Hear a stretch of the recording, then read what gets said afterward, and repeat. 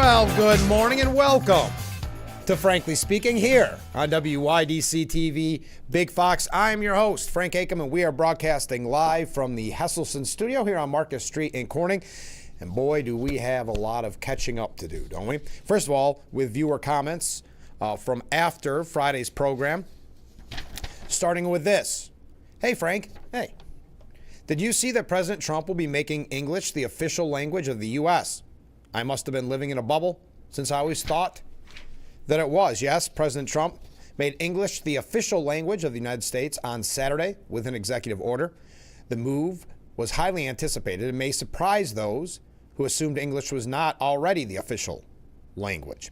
The text of the order reads in part, a nationally designated language is at the core of a unified and cohesive society, and the United States is strengthened by citizenry that can freely exchange ideas in one shared language.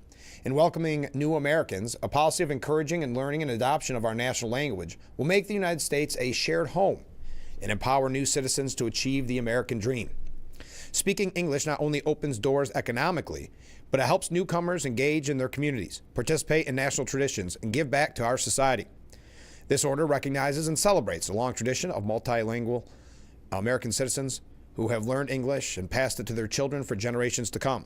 To promote unity, cultivate a shared American culture for all citizens, ensure consistency in government operations, and create a pathway to civic engagement, it is in America's best interest for the federal government to designate one and only one official language. Establishing English as the official language will not only streamline communications, but also reinforce shared national values and create a more cohesive and efficient society.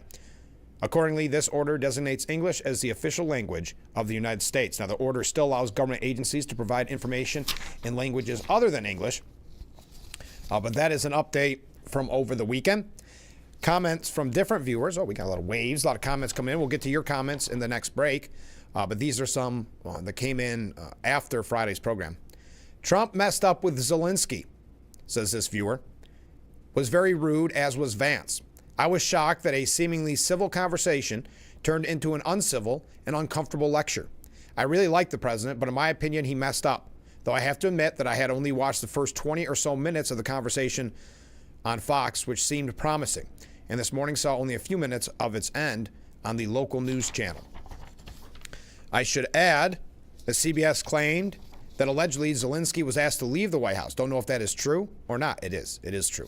Maybe it's something that could be addressed on your Monday morning show. Yes, we are going to talk extensively about the meeting with Zelensky. Do you believe, as that viewer did, that Trump and Vance messed up? I thought Vance did a wonderful job in it. Kind of that good cop, bad cop idea. But I do understand that even some on the Republican side or the Trump side not happy with how it turned out. Some are very happy with how it turned out. Comment from a different viewer. The United States has provided significant aid to Europe over the last 4 years, particularly to Ukraine and other countries affected by the conflict with Russia. Here are some of the numbers. Ukraine, the U.S. has committed over $30 billion in assistance to Ukraine since 2021, including $13.1 billion in military aid, $10.3 billion in economic and humanitarian aid, and $6.5 billion in loan guarantees. NATO and European partners. The U.S. has also provided significant support to its NATO allies and European partners, including $1.4 billion in military aid to NATO's European Deterrence Initiative and $500 million in humanitarian aid to European countries hosting Ukrainian refugees. These numbers are subject to change, and the actual amount of aid provided may be higher. But that's a fair summary. The United States has provided significant military aid and weapons to Ukraine, while European countries have focused more on providing humanitarian aid, such as blankets, food, and shelter, to Ukrainian refugees. Additionally, the European Union has provided financial support to its member states to help them accommodate and integrate Ukrainian refugees. This includes reimbursement for costs related to housing, education, and healthcare for refugees. It's worth noting that some European countries, such as the UK, Poland, and Lithuania, have also provided some military aid to Ukraine, although the scale is generally smaller compared to the U.S. Thank you for that. Comment from a different viewer. Frankly, how about one segment of the show called Good Morning from Corning? Specific to Corning topics. Example, the comprehensive plan, school district shenanigans, businesses coming and going, historical preservation, Dwayne Eddy Memorial status, etc. I'm not sure if we'll always have a Corning update or a good morning from Corning, but I happen to have one, so this plays right into your suggestion. Coming out on Friday, Congressman Nick Langworthy announced $480,000 for the City of Corning wastewater treatment plant improvements. This is what he had to say. The City of Corning's wastewater treatment plant has been in need of upgrades for some time. I'm grateful to former Congressman Tom Reed for putting this request forward back in 2022, and I'm pleased the city will now have access to these funds. Working with our local officials to modernize and enhance critical public infrastructure will always be one of my top priorities. So Congressman Langworthy announcing $480,000 awarded to the City of Corning from the EPA for improvements to the wastewater treatment plant. This grant was the result of fiscal year 2022 Consolidated Appropriations Act. So thank you to the Congressman. So there's your good morning from Corning on today's edition of Frankly Speaking. All right. So on top of, and I've got a lot of comments that are very critical of Governor Hochul. So we're going to focus on New York here at the beginning of the program. We are going to talk about Zelensky, and I'd love to have you weigh in on your thoughts of that meeting on Friday, how it all shaped up, how it all ended, what it means for our relationship with Ukraine and with Russia. We're going to talk about that later on in the program. But first, New York prison officials are warning striking corrections officers to get back to work or face termination in a last-ditch attempt to stop the wildcat action. I heard from a viewer this morning saying all she had to do was repeal the HALT Act, which she had the power to do under the emergency provisions. She could do that, but of course she doesn't want to receive the criticism from the far-left politicians in Albany. I know this has been talked about on this program extensively. If you or someone you know is a corrections officer, I would love to hear from you, or just in general. New York State officials warned prison guards who are still participating in an ongoing wildcat strike on Sunday to get back on the job or prepare to be out of one in an apparent last-ditch effort to end the illegal work stoppage. Now, we already know there is a real struggle and a lack of corrections officers, so I don't know what happens when, what did they say, 9 out of 10 corrections officers have participated in this strike. Obviously, and it was Sheriff Allard who said this was an act of desperation, that they can no longer take it anymore. They cannot put their life at risk day in and day out, and then be mandated 24-hour overtime, then be mandated to, as Senator Phil Palmisano talks about, they can't have their cell phones, but the prisoners can. You have, I saw a wonderful sign. I thought it was so impactful from one of the protesters that said the inmates get to see their family more than corrections officers get to see their family.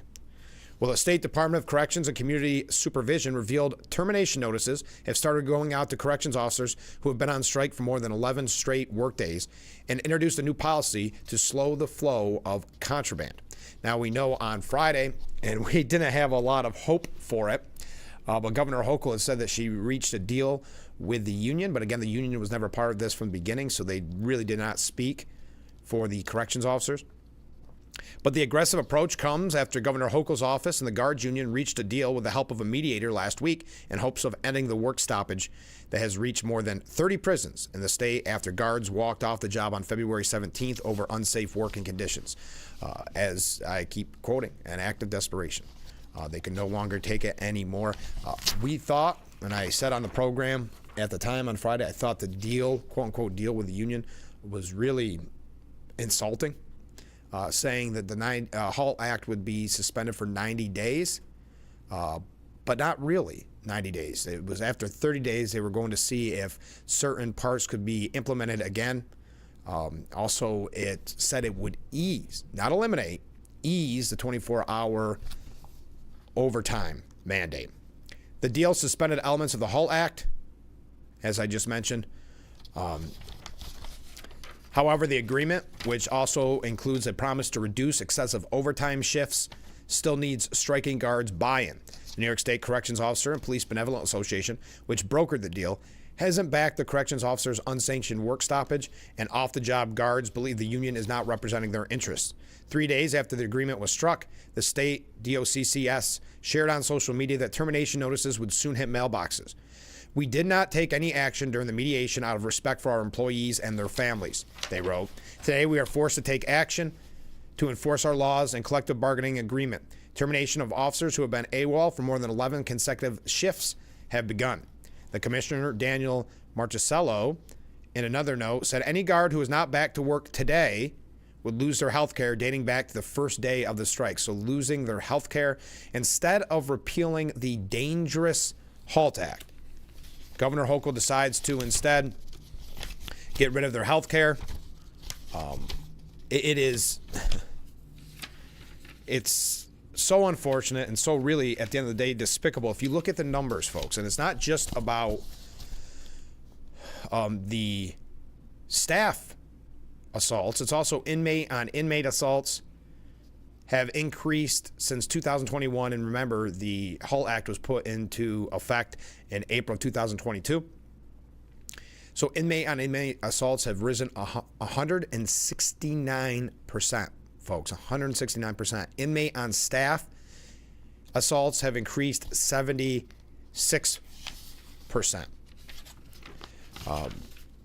Now, additionally, the commissioner said that these striking workers would not be eligible for COBRA, which gives workers and their families the ability to continue their health benefits for a limited time after losing a job. I want you to come back to work today, the commissioner said. If you missed your shift, you should still report and know that we will continue to have an open dialogue and making facilities safer places to work. Too little, too late. Late Sunday night, the State Department also announced it was implementing body imaging scanning for any prison visitor in a bid to stop contraband, including weapons and drugs, from entering facilities. Those who refuse body scanning will have a non-contact visit with the inmate they are seeing. So think of that. Body scanner, but you still don't have to be scanned. If you refuse to do so, you still get to see your friend or your loved one. It just will not be, it'll be a no-contact visit. While some guards were back on the job over the weekend, many continued to picket. An informal memo opposing the deal between the union and Hochul and being spread by unsatisfied guards argued the agreement does not solve the crisis, it merely delays it. Until the state commits to genuine reform, the problems that led to this strike will persist, and officers will not stand for that. We urge the state to return to negotiations with a genuine commitment to long-term solutions. Until then, this agreement cannot be accepted. Now, thousands of National Guard troops have been called on to help staff the jails during the strike, as inmates have been more confined to their cells due to the employee stoppage. So, if you are a corrections officer, or if you know one, what are your thoughts? Will you be headed back to work today? Again, the Commissioner, Daniel Marchicello, saying, my message to you is this is the final push. I want you to come back to work today. If you missed your shift, you should still report and know that we will continue to have open dialogue on making facilities safer places to work. Do you believe they are working to make them safer? And again, remember the original deal, which wasn't agreed to by the strikers, said that they would ease, not eliminate, ease the excessive, extreme overtime scenario. I'm not going to read the whole letter that was sent out because it's very wonky. But your thoughts on that, of course, the big story of the day. We have other New York State issues that we will be getting to a little bit later on.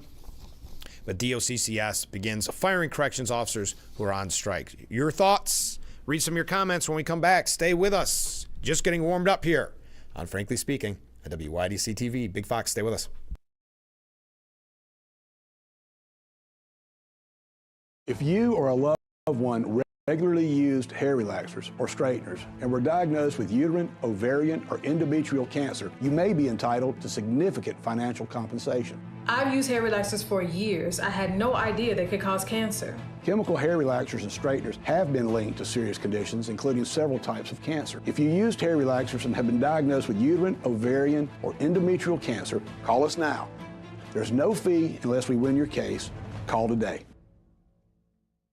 Hardware makes it hard to keep your home looking like the work of art you've always envisioned it would be. Culligan softeners reduce hard water buildup and your cleaning time, transforming every drop, every splash, every rinse into the fine art of a long-lasting clean.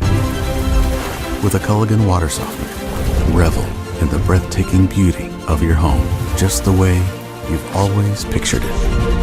Culligan, water you love. Anyone, anywhere can record crimes as they happen, and we're going to watch them right here. He just took his car.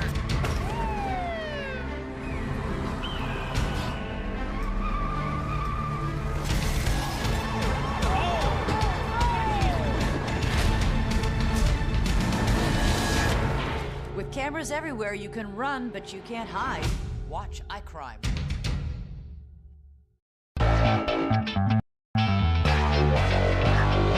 Welcome back to Frankly Speaking here on WYDC TV Big Fox. I'm your host, Frank Acom.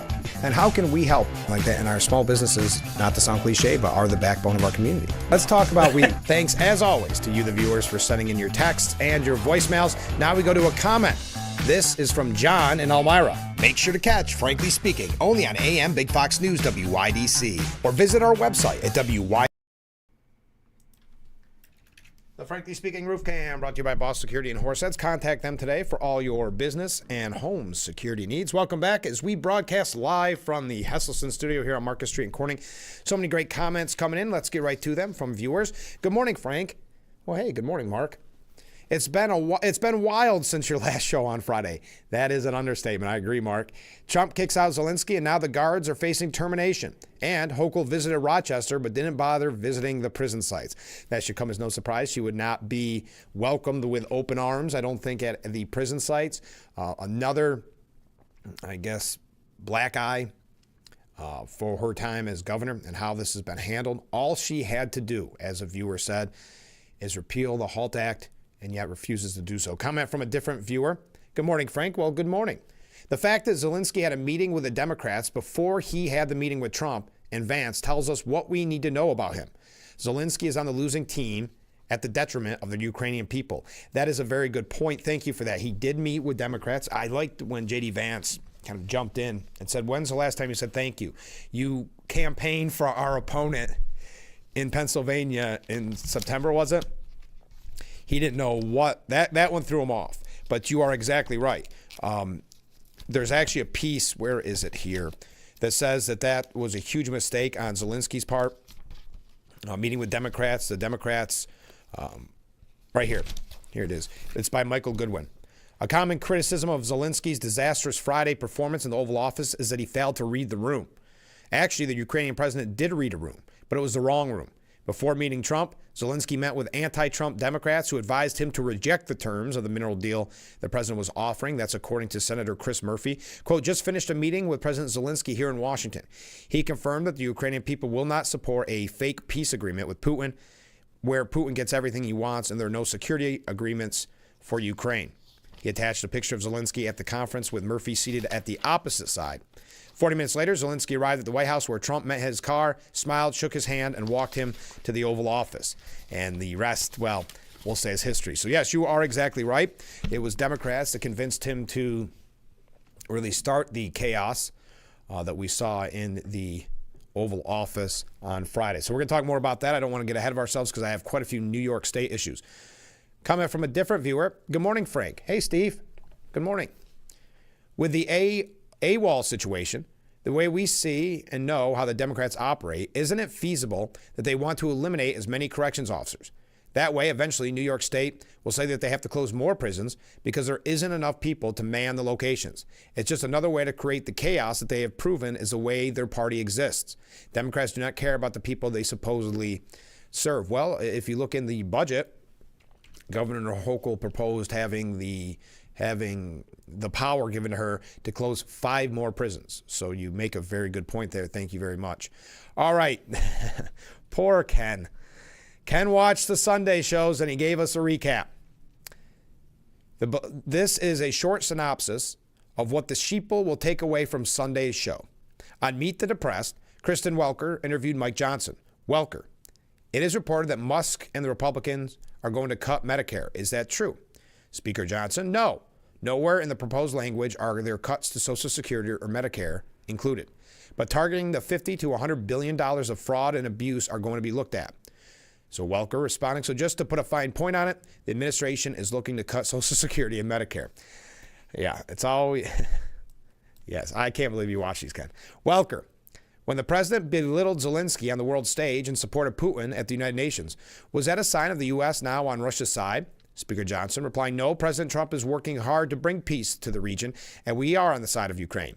Welker, so to put a fine point on it, there's a shift in the U.S. policy in the region. Then on This Week with George Snuffleupagus, I forgot that's what Limbaugh used to call him. If you didn't see the interview between George and Marco Rubio, you should watch it. Marco was a Secretary of State common sense superstar. He schooled George and actually shut him down. He's not little Marco anymore.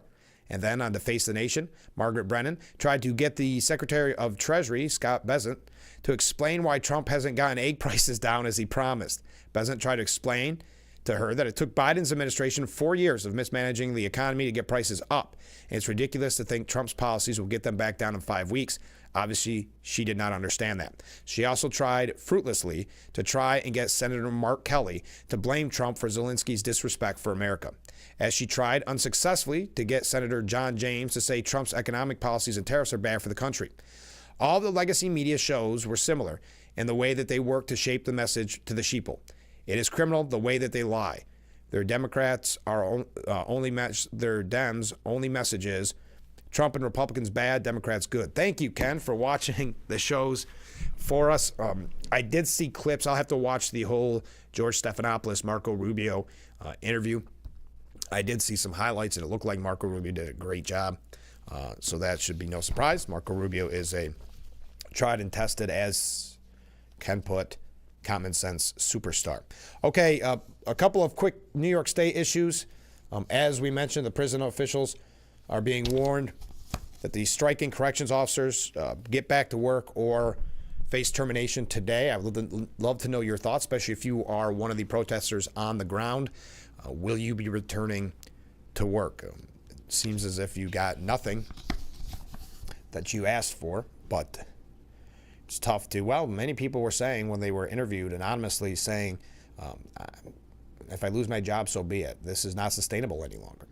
Also on the New York front, businesses are now suing our governor, Governor Hochul, over, quote, illegal and misguided $75 billion climate law, claiming it will cause a spike in costs to consumers. Yes, was it Carl Hastie who actually said that? Wasn't going to put it up for a vote, saying that it obviously it's just going to be put on the backs of the consumers. Then mere hours later changed his mind and put it up to vote. Of course, it succeeded. And now you're saying you're setting the tone for businesses. If they're thinking about coming to New York, you can do everything right, by the book, all the red tape. You can do all of it 100% correctly. And if you are not a fashionable product in the eyes of Governor Hochul, 10 years, 15 years later, they can go after you and fine you $75 billion. Think of what kind of message that sends to businesses. A coalition of businesses and trade groups are suing the Hochul administration over a law that will force oil, natural gas, and coal companies to pay $75 billion for spewing carbon emissions. Governor Hochul's administration claimed the law was necessary to combat the companies contributing to climate change for decades, but critics said the extra costs, of course, will be passed along to consumers through prices at the pump and heating bills. Quote, this law is not only illegal and misguided, but will likely increase the cost of energy, placing an unnecessary burden on New Yorkers and consumers nationwide, especially during a time of already high prices, said Marty Durbin, president of the U.S. Chamber of Commerce's Global Energy Institute, and plaintiff in the case. The lawsuit filed in Manhattan federal court claims Hochul and the state legislature exceeded their authority by approving the New York Climate Change Superfund Act last year and asked that it be tossed out as unconstitutional. The plaintiffs also include the New York State Business Council, the American Petroleum Institute, and the National Mining Association. Quote, we've always argued that this is bad policy for New York, and we intend to seek reversal through all available avenues, said Ken Pekulski, vice president of the New York State Business Council. The law aims to essentially charge fossil fuel companies for their purported shares of, quote, global lawful greenhouse gas emissions based on completely unsubstantiated attribution science. Federal law prohibits New York from imposing liability on fossil fuel energy producers for harms allegedly caused in the Empire State by greenhouse gases emitted outside the state.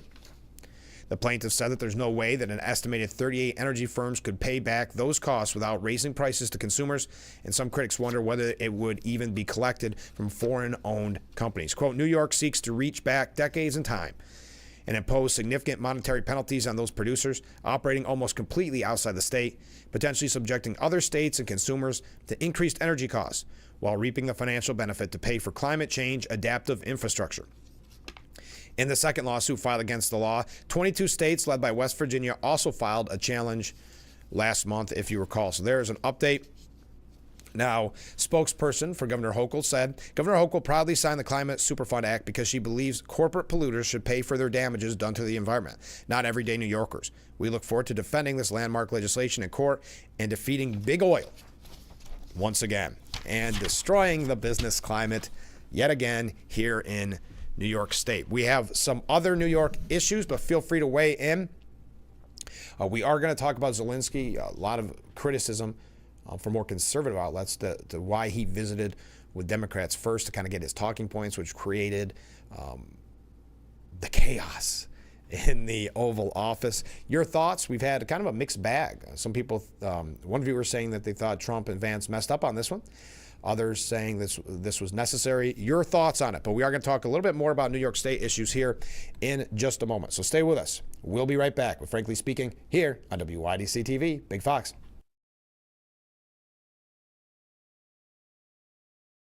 Are you having trouble hearing your TV or listening to conversations in loud spaces? Then it might be time to consider Nano hearing aids. Don't mistake Nanos for cheap amplifiers. Nanos are FDA-registered OTC hearing aids, which means no more having to go to a doctor and spend thousands. Nano hearing aids are now offering $100 off through this special TV offer. Order right now and get 2 CIC rechargeable hearing aids for only $297. And if you're not happy, return them for a full refund. Hypothesize.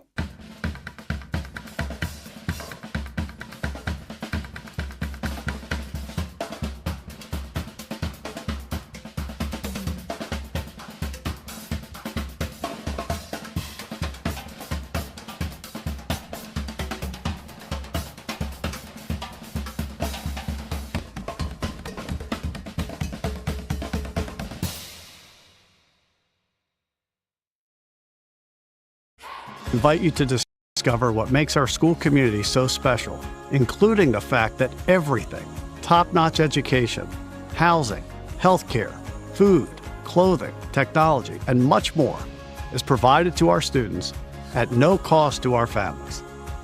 This is thanks to the generosity of our founders, chocolate maker Milton S. Hershey and his wife Catherine.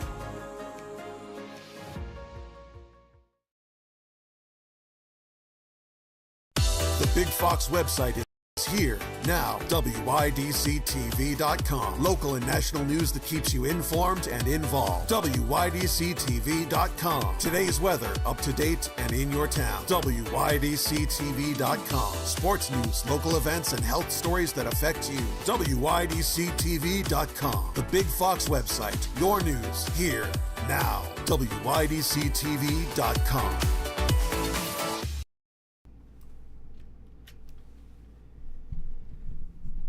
The Frankly Speaking Roof Cam brought to you by Boss Security in Horseheads. Contact them today for all your business and home security needs. Welcome back. As we broadcast live from the Hesselson studio here on Marcus Street in Corning, looking at some breaking news. Yes, here's a comment from some viewers. Good morning, Frank. Well, good morning. What a weekend. Thanks, Ken. Yes, thanks, Ken, for watching the Sunday shows for us. And yes, what a weekend it was for sure. That's one of the times where I've talked about how in the past, especially during the Biden administration, there was not really too much news to report. A lot of times, Fridays are kind of a day that you dump bad news because it won't get much coverage. That is not the case under a Trump administration. So even at the New York State level, which we're talking about, we had the breaking story yesterday that corrections officers are being threatened that if they don't return to work today, they will be out of a job if they've been on strike for 11 consecutive days. To that one viewer's point, you've got to wonder, since we can't find corrections officers to work to fill positions that are needed, what are they going to do with just a huge loss of corrections officers, probably close down prisons. Maybe that's the ultimate goal. Comment from a different viewer. I wonder how Hochul heats her home. Oh, wait, I know she uses her hot air, which she is full of. Thank you very much. And Ken writes back in, who got a big thank you from another viewer and from me, of course.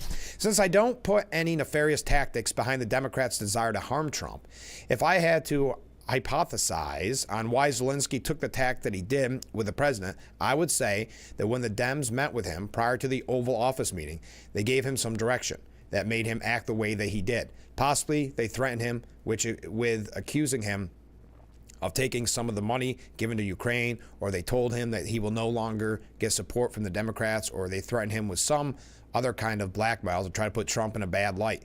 The worst case for the Democrats would be if Trump not only pulled off a peace deal, but got a deal solidified that will get our money back. Yes, that is a worst case situation for the talks with Zelensky.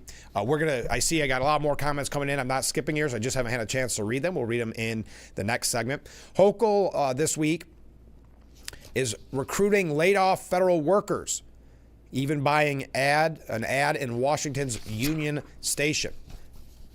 Governor Hochul's office is running a digital ad in Washington, D.C.'s Union Station to recruit laid off federal employees to work for New York State amid the Trump administration's efforts to slim down the federal government. The ad, which started Monday at Digital Director Displays in Union Station, features an image of the Statue of Liberty with the caption, "Doge said you're fired, we say you're hired. New York wants you." And that's been the slogan that she's been using. I guess they think that's clever, probably to pay some consulting firm thousands of dollars to come up with something like that. Elon Musk and his clueless cadre of career killers know nothing about how government works, who it serves, and the tireless federal employees who keep it running, Hochul said in a statement. Here in New York, we don't vilify public servants. We value them. Well, that unless you're a corrections officer, then all's fair, right? We value them and their efforts. So when Doge says you're fired, New York is ready to say you're hired. And we're making sure talented, experienced federal workers know about the many opportunities available in our state workforce. Whatever your skills, we value public service. Come join our New York State family. Well, that's more of an update from a story we brought to you last week, that as Doge looks to cut costs at the federal government, we look to increase costs at the New York State level. By the way, another New York update. Anti-Israel protesters with terror group flags could land 4 years behind bars under a new New York State bill. The proposed Stand Against Flags of Enemy Terrorist Act would expand the definition of aggravated harassment in the first degree, a Class E felony, to include instances when a person displays a symbol of a foreign terrorist organization with the intent to harass, annoy, threaten, threaten another person. According to State Senator Brad Holman Siegel and Assemblyman Mika Lajner, Manhattan Democrats, who are set to introduce the bill this week. New York has long recognized there are some symbols that cross the line from free speech to fomenting hate and harassment. And the emblems of mass murdering terrorist organizations certainly belongs in that category, Lasner told the New York Post. State law already criminalizes the display of hate symbols such as swastikas, flaming crosses, and nooses. Jewish New Yorkers have been harassed or threatened because of their religion and ethnicity, particularly after October 7, 2023. We saw a lot of it on college campuses. We know Governor Hochul said she was going to do something about the face masks, as people were wearing masks to cover their true identity. But of course, that was just window dressing. That she never really did anything. She just wanted to pass that along, say that she was going to do something. Anti-Israel protesters in the city have become infamous for waving, drawing, and displaying flags, emblems, logos, and other symbols of recognized foreign terrorist organizations such as Hamas and Hezbollah. We don't have to give you all those examples because we have brought you those in the past. We've long prohibited using symbols of neo-Nazi and the KKK to intimidate New Yorkers, and now it's time to expand that policy under the Safety Act to add the symbols of foreign terrorist organizations, Lasner added. The Safety Act will establish an important new tool in the fight against dangerous anti-Semitism that has sickeningly flourished since the horrific terrorist attack against Israel on October the 7th. Okay, there's also, and I'm not going to get into this, but your thoughts on it maybe in passing, which is the New York Times asked why New Yorkers are paying billions of dollars a year to keep horse racing alive in New York. I've got to say, in full disclosure, I love horse races. I look forward to the Triple Crown every year and other races throughout the year. But they're critical, which is interesting because New York Times not really normally one to care about government spending, but critical of the money being spent by New York taxpayers to keep horse racing alive. Your thoughts on that? I don't want to get too much into it. We can if you want. But if you are just joining us, kind of the breaking story that New York prison officials are warning the striking corrections officers to get back to work today or face termination in their last-ditch attempt to stop the Wildcat strike. We knew Fridays would most likely fall on deaf ears. We knew that would probably, that supposed deal did not, it was kind of insulting to the corrections officers, so it came as no surprise as I talked to people on the ground there protesting, saying what Governor Hochul, what they thought of the deal in terms that we cannot use on, I was going to say morning broadcast, but really any time of the day broadcast, but I understood that frustration. It was insulting. Well, since that failed miserably, now you're seeing kind of this last-ditch effort, which means either you return to work or you're out of a job.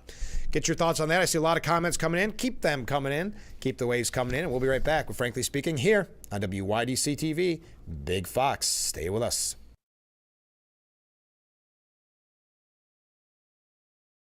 Attention, Elmeron may lead to vision loss. If you have suffered vision problems after taking Elmeron to treat bladder pain, call the Hearn Law Firm. Elmeron may be responsible for your vision problems, and you may deserve compensation for your injuries.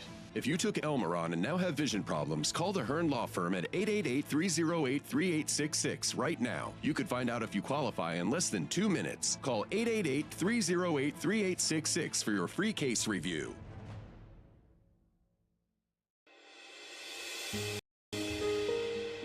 I'm Grace. I'm Ida, and I lived in California. Timmy was just a puppy when I moved in. He's a emotional support animal. I had Missy, who was 15 years old and blind. Likes the people, he likes to greet all the people. All the employees are happy to see him. I feel that my pets are very welcome here. I feel very welcome here. I think it's great.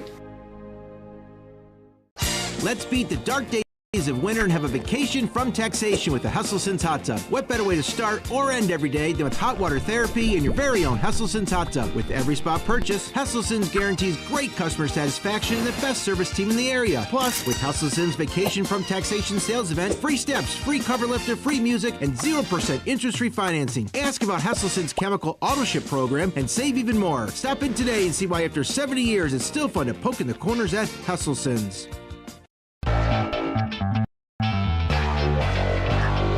Welcome back to Frankly Speaking here on WYDC TV Big Fox. I'm your host, Frank Acom.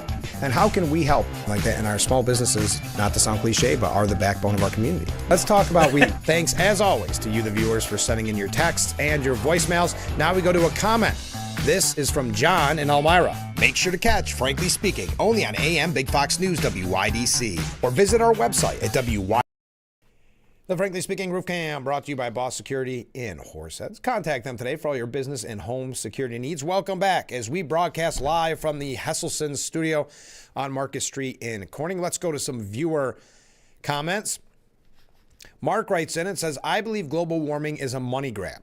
If you look back in time, these weather patterns have happened before, but it's easy to say global warming. Yes, apparently not. I just got tongue-tied. Yes, Mark, a lot of people have made a lot of money in the name of global warming. A comment from a different viewer.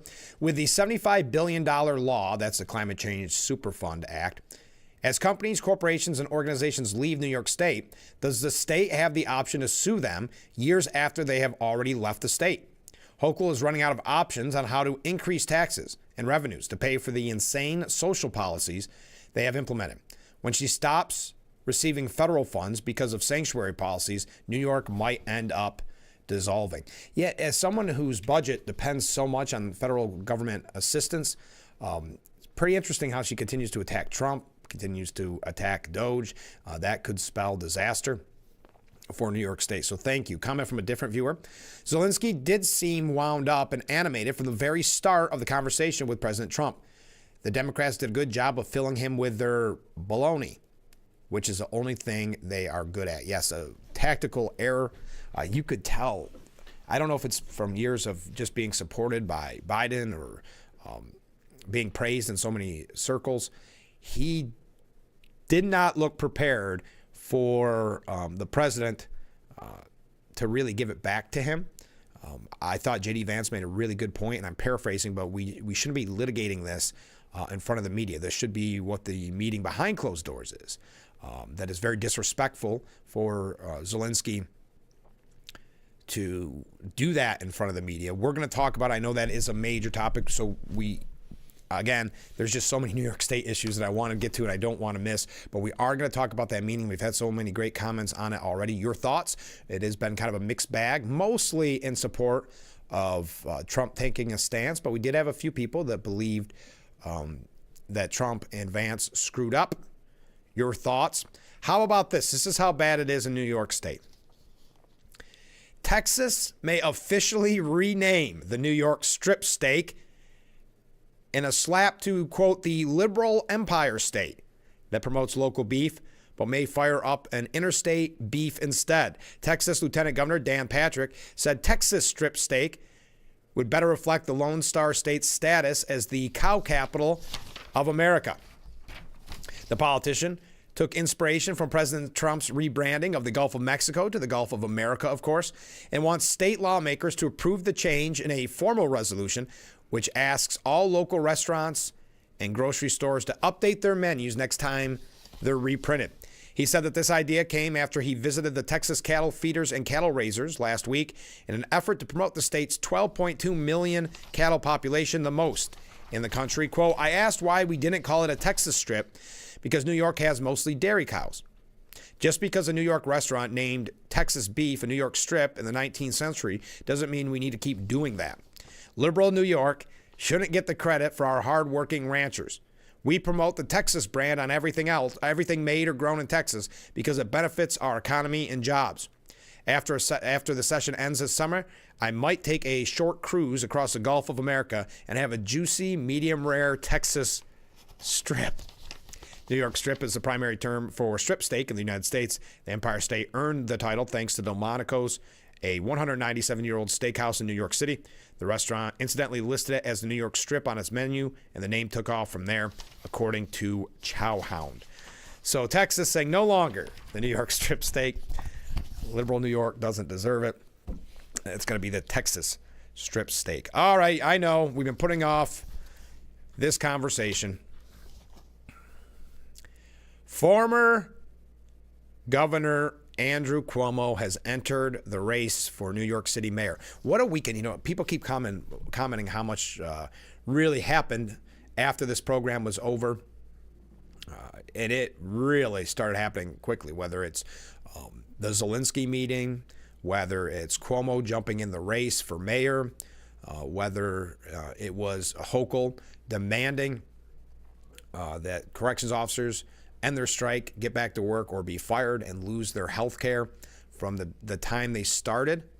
Now, that coming off the heels of a story we brought to you on Friday, but we knew what the end result was going to be, which was that quote-unquote deal that Governor Hochul had made with the union. But the union, we know, never spoke for the corrections officers at all throughout the whole illegal strike.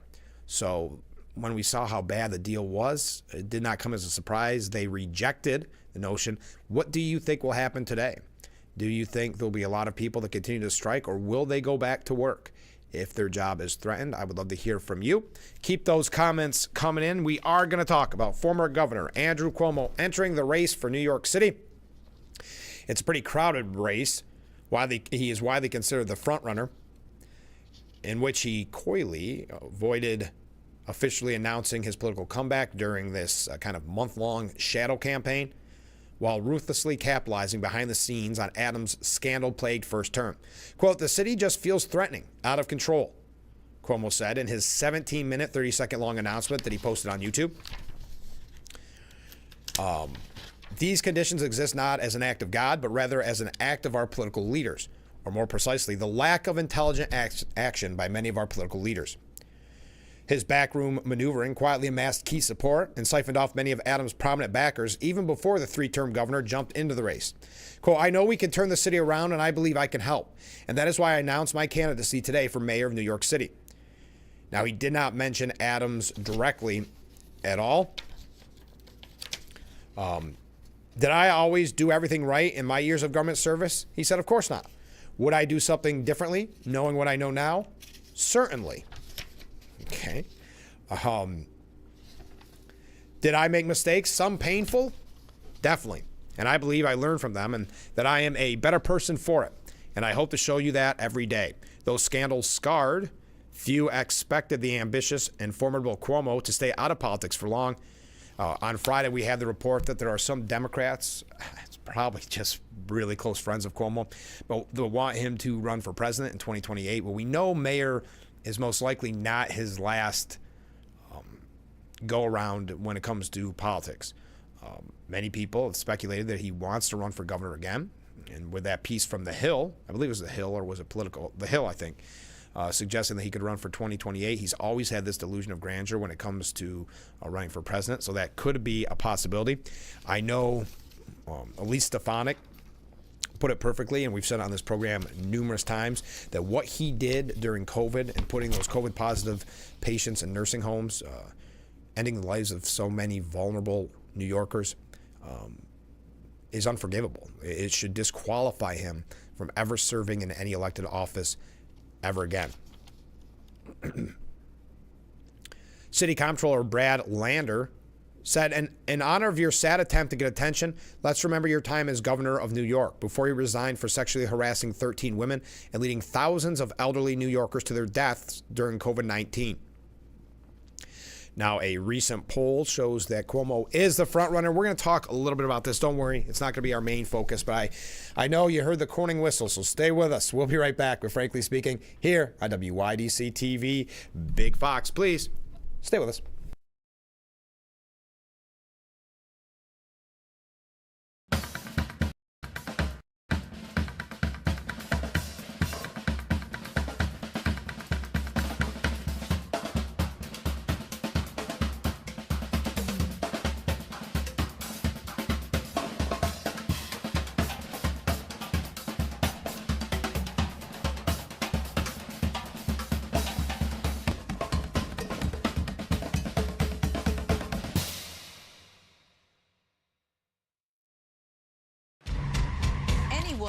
Anywhere can record crimes as they happen, and we're going to watch them right here. He just took his car.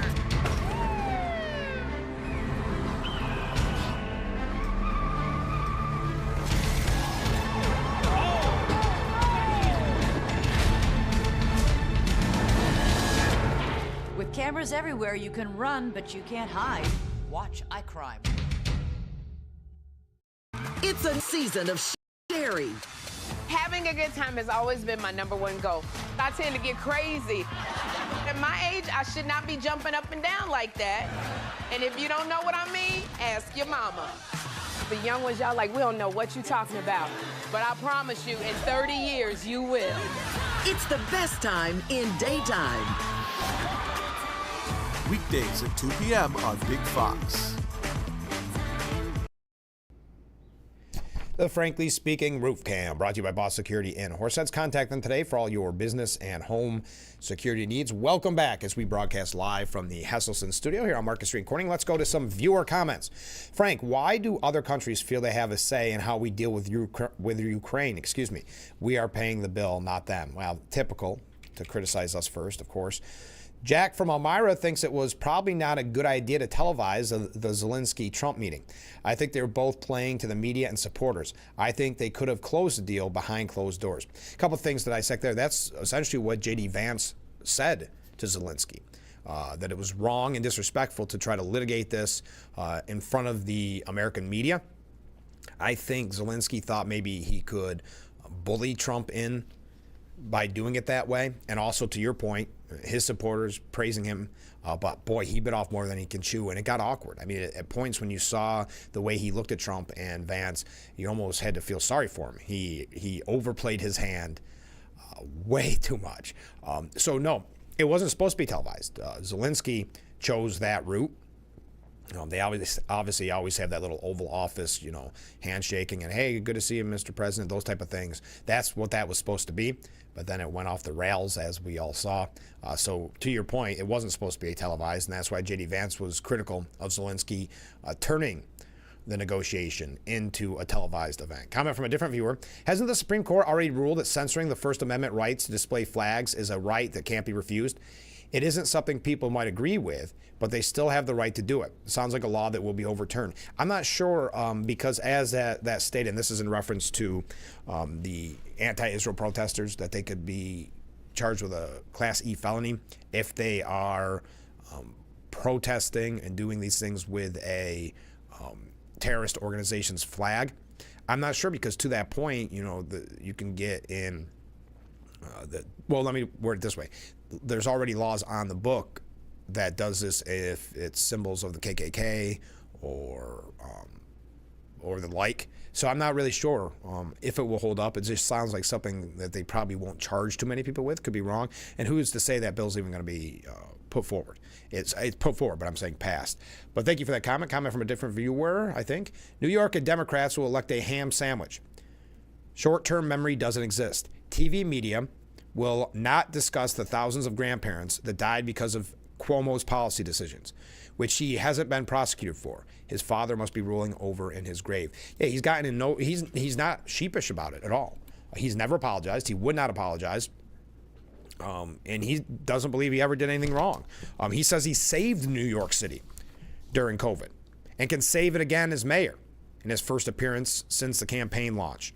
We're going to talk a little bit more about Cuomo, but I want to read up these last comments.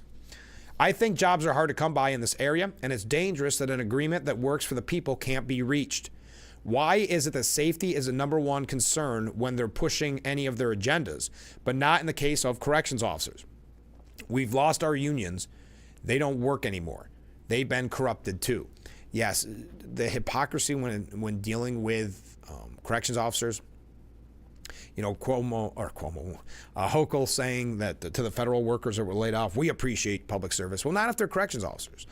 Then they can be insulted. Then they can work. I don't even know how it's legal, but 24 hours, 24-hour shifts, how that is even legal. It goes to show you there's a different set of rules when the state is in charge, right? So you can understand how dangerous that would get. Imagine how unsharp your mind is after 24 hours straight. Now you have to deal with people that hate you, are always looking for excuses to attack you. But that's why the original quote-unquote deal that she made with the union said easing. It didn't say ending the mandatory overtime, and I thought that was a huge red flag. Comment from a different viewer, I think. What's threatening is that Cuomo put lives in danger, and he cannot be elected now or ever. Yes. Let's hope. I have a bad feeling, if I'm going to be honest with you, but let's hope New York City wises up on this. He spoke with the Carpenters Union, saying, COVID, my friends, was the greatest threat faced in a generation. It was life and death. It was as serious as it gets, and it was as scary as it gets. In New York, we had it first, and we had it worse, and we were on our own, and no one knew what to do. But what did we do? We came together, we stood tall, we stood strong, and we faced the challenge head on. Everyone did their part, and we kept this place running, and we saved lives, and we led the nation. So can we handle this challenge? You're darned right we can. Never mind the 15,000 nursing home deaths blamed because of his decision to put COVID-positive patients in nursing homes, something that he has never apologized for, something that he still doesn't think he has any responsibility for. We're gonna talk a little bit more about this. I'm running a little late. Keep those comments coming in. But again, if you're just joining us this morning, New York prison officials warn the striking corrections officers that they have to return to work today or they are fired. and they will not receive their health benefits going back to when the protests first started. So your thoughts on that? Stay with us. We'll be right back with Frankly Speaking. Wrap it up, hour number 1 in just a moment.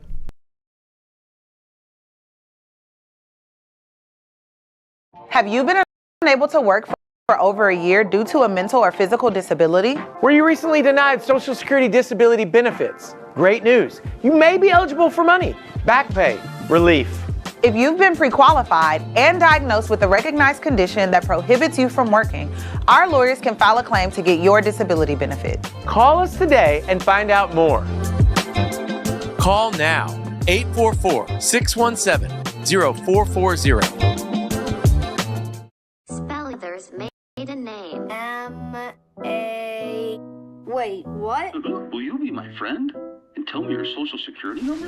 Hey, Mom, what's my social security number? It's 23. Why are you asking? Accessing banking data. At Spectrum, we think if it's connected to your Wi-Fi, it should be protected. Spectrum's advanced Wi-Fi now includes Security Shield, which blocks threats from the outside so you can relax on the inside. 2 sugars, no milk, please. Let's beat the dark days of winter and have a vacation from taxation with the Hustlesense Hot Tub. What better way to start or end every day than with hot water therapy in your very own Hustlesense Hot Tub? With every spot purchase, Hustlesense guarantees great customer satisfaction and the best service team in the area. Plus, with Hustlesense Vacation from Taxation sales event, free steps, free cover lifter, free music, and 0% interest-free financing. Ask about Hustlesense Chemical Auto Ship program and save even more. Stop in today and see why after 70 years it's still fun to poke in the corners at Hustlesense. The Frankly Speaking Roof Cam brought to you by Boss Security and Horseheads. Contact them today for all your business and home security needs. Welcome back as we broadcast live from the Hesselson studio here on Market Street in Corning. A few comments from viewers to wrap up hour number 1. The mineral mining plan was a brilliant plan to put at the border, solving 3 things at once. 1, mining at the border. Russia would risk war with the U.S. It would give us access to rare minerals and high-paying jobs. It will pay us back monetarily. Thank you very much. Comment from a different viewer. Good morning, Frank. Well, hey, good morning. I'm very disappointed in the state's and governor's handling of the Department of Corrections. How is it possible for the governor to not see? Address the staffing issues along with the HALT Act. Does she not understand the problem at all? I don't think she cares to understand the problem. I thought the deal that she offered the union was insulting. On Friday, how anybody could have saw that as a response to these people who, out of an act of desperation, have been forced to stand out in the freezing cold for days upon days now because they know it's the right thing to do. They know that it has to be done, that it's no longer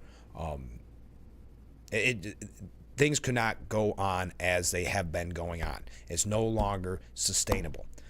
That's why we've supported the corrections officers in their spreading the word about how dangerous it is in prison. But if you're wondering why we're talking about this, because if you're just joining us, New York prison officials warned the striking corrections officers to go back to work or face termination, and also they will lose their health care from when the strike began. Now, what this means, one of the things they're also saying, what we'll do is put body scanners in. But if someone visiting the prison doesn't want to use a body scanner, that's okay too. They just won't be as in direct contact with their inmate. It's unbelievable. All right. Hour number 1 is in the books. We've got hour number 2 on the way. I see a lot of great comments. Keep weighing in on the Zelensky Oval Office meeting. Weigh in on Governor Hochul's decision to fire corrections officers, or former governor, disgraced governor, Andrew Cuomo, which we're going to talk about a little bit more in the next hour, his decision to run for mayor. It was a very busy week. We're probably forgetting a ton of stories on top of all this, so stay with us. Hour number 2, mere moments away. This is Frankly Speaking on WYDC TV. Big Fox, stay with us.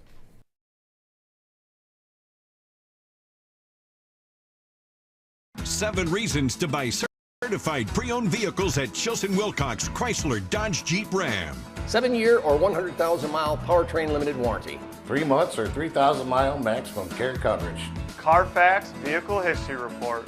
Car rental allowance. 24-hour roadside assistance. 125-point vehicle inspection. 3-month Sirius XM radio. Chilson Wilcox, selling cars a different way, the right way.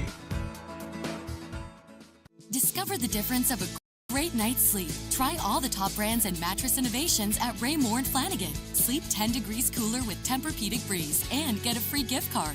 Enjoy individualized support and motion separation with Beautyrest Black. Plus, get a free adjustable base or get huge savings on the luxurious comfort of Heirloom. All with free next-day mattress delivery. Our convenient financing plans allow you to buy now and pay later, so you can upgrade your mattress today at Raymore and Flanigan.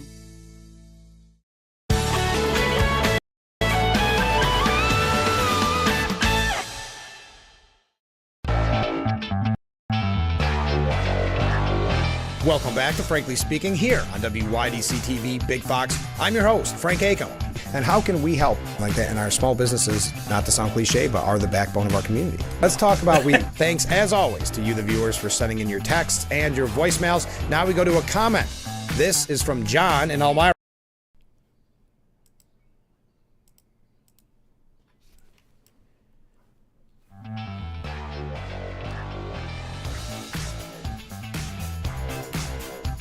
Hour number 2 of Frankly Speaking. Welcome back. I'm your host, Frank Acom. We are broadcasting live from the Hesselson studio this morning. We're getting so many comments from viewers. Keep them coming in. There's so many things to talk about, isn't there? And you'll see by the wide array of topics discussed by the viewers. Let's go right to the beginning here. How do you go about getting a divorce from New York City? That's a great question. There's been a lot of groups that have tried to separate the state, not with much success, but I know there's always people, obviously no success, but there's always people pushing it. There are some really great ideas out there on how to do that. Maybe we can get interviews in the future on ways that could be done. Mark writes in, Cuomo killed old people by putting COVID victims in nursing homes, but he also killed the COVID victims because the nursing homes are not set up to treat them. Double whammy on the killing of people. I remember when that story first broke. It was really groups in our area, Steuben and Chemung, that were saying we should not be putting COVID-positive patients in nursing homes, but that was an edict that then Governor Cuomo put out there, and it caused the death of, 15,000, they estimate, of New Yorkers. We're going to talk a little bit more about Cuomo here in just a moment. Comment from a different viewer. Good morning. Hey, good morning. I am happy the Trump-Zelensky meeting was televised. Remember, in President Trump's first term, they tried to impeach him for a secret phone call to Ukraine. That's a good point. On the other side of the coin, a different viewer says, as for the Oval, it was a bad look all the way around. I'm not sure what the trigger point was, but it got ugly. And I hate to say, but if you tuned in and have no knowledge of the background and facts, it could appear that this poor little man was ganged up on and bullied. So very different take there. Your thoughts, keep them coming in. Final comment. Then we're going to move along and we'll read the other comments that have come on since we took that break. But how Hochul is a dictator and Cuomo isn't much better. We need something different. Thank you very much. Speaking of Cuomo, the New York Post editorial board published this right after Cuomo made his announcement. And it says, step right up, ladies and gentlemen, boys and girls, and lay your eyes on the rarest and most dangerous of creatures, New York's biggest liar. Hailing from the wilds of Albany, this is a conniving colossus of canards, a freak of fabrication, a behemoth of balderdash. We call it Andrew Cuomo. Careful, madam, careful. Don't get too close to the bars or he'll grope you. Like Cuomo's ability to change his appearance will astound you.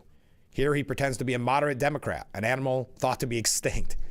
But put him in a room with others of its kind, and suddenly his shape shifts. He once promised to let New Yorkers profit from fracking, but boom, he turned green, banned it, then madly shut down the Indian Point nuclear power plant, driving up electricity costs for everyone. One of the Cuomo's most memorable moves was when he pretended to be the hero of COVID. He built papier-mâché mountains, pontificated about the science, then sent scores of elderly parents to die in nursing homes where the virus ran wild.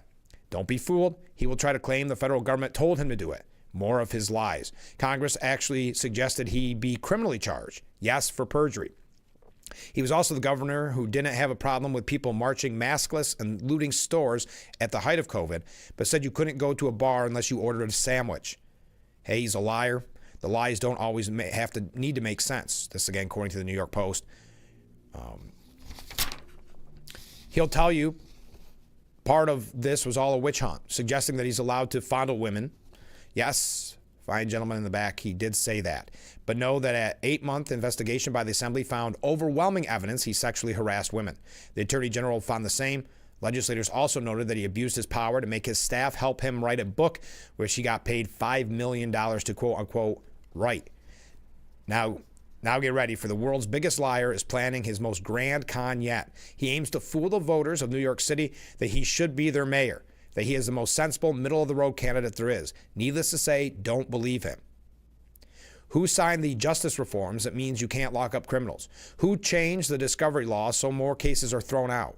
Who is the reason the clerk of Dwayne Reed needs to unlock toothpaste for you? We are pointing to him. Why he is no less than the man who stands before you.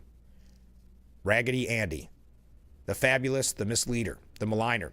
He has cost you money, made your cities less safe, bungled a historic pandemic, and we hear steals lollipops from babies. People of Gotham, he's caged now, but don't let him out. Ignore the delusions. Dodge his hugs. You have seen his true colors. We can't let his lies hurt us again. That was the piece that the New York Post put out right after he announced that he will be running for New York City mayor. His first accuser of in this the sexual harassment claims, the first accuser, she says New York City deserves better than Andrew Cuomo. Taxpayers have paid millions defending the former governor and top aides against accusers' allegations. We know that one lady finally said, I can't do it anymore. It's a blank check that Cuomo has with his lawyers. It was something like $26 million at the time. She said, I just can't afford it. That's not to say he's not guilty. It's just to say I can't compete against the state. Yes, we were paying for those lawyers up until recently because he was charged when he was governor. These accusations came out when he was governor. So taxpayers had to foot that bill. New York City deserves better than Andrew Cuomo. As frustrated as city residents rightfully are about the behavior of Eric Adams, it can indeed get worse. It's been nearly 4 years since Cuomo left the governor's mansion in disgrace. After at least 10 other women, and this again was the first accuser. What's her name? Frances Denny? Oh, no, I'm sorry, Lindsey Bowen. Although some pundits have insisted that enough time has passed and that certain men who have fallen from power should be allowed to regain it, that stance is misguided because men like Cuomo never really lose power. They maintain their positions because people who are very powerful themselves are still afraid of them, a dynamic that speaks to our political moment. Every day we see this in Washington, D.C. People who should be saying no are instead doing nothing. So this again from the first accuser of Governor Cuomo in these harassment allegations says New York deserves better. Okay, we're going to talk about Zelensky. I wanted to mention this, though, quickly. The Post-Journal wrote an op-ed, and I want to get your thoughts on this because I don't know if you've been watching the news, but there's a lot of talks about these town halls that congressmen and women are holding, and they're kind of being hijacked by this AstroTurf movement, which is these various liberal groups get together and say, we've got to show up at this town hall and shout down the congressperson, yell at them. And then the media gets the footage of that and they present it as the whole country has turned on Trump's policies and the Trump administration.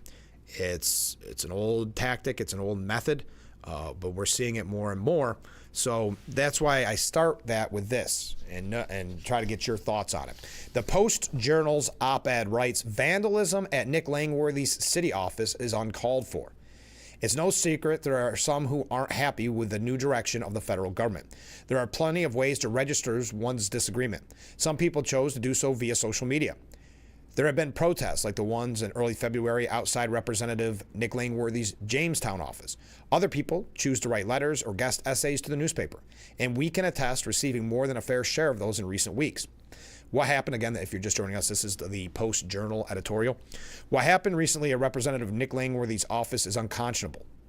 Langworthy said last week that in his Jamestown office was vandalized while Langworthy was holding a news conference. The door was jammed in an attempt to keep either Langworthy or his staff from going inside. In the grand scheme of the problems facing many people, a jammed office door ranks pretty low on the priority scale.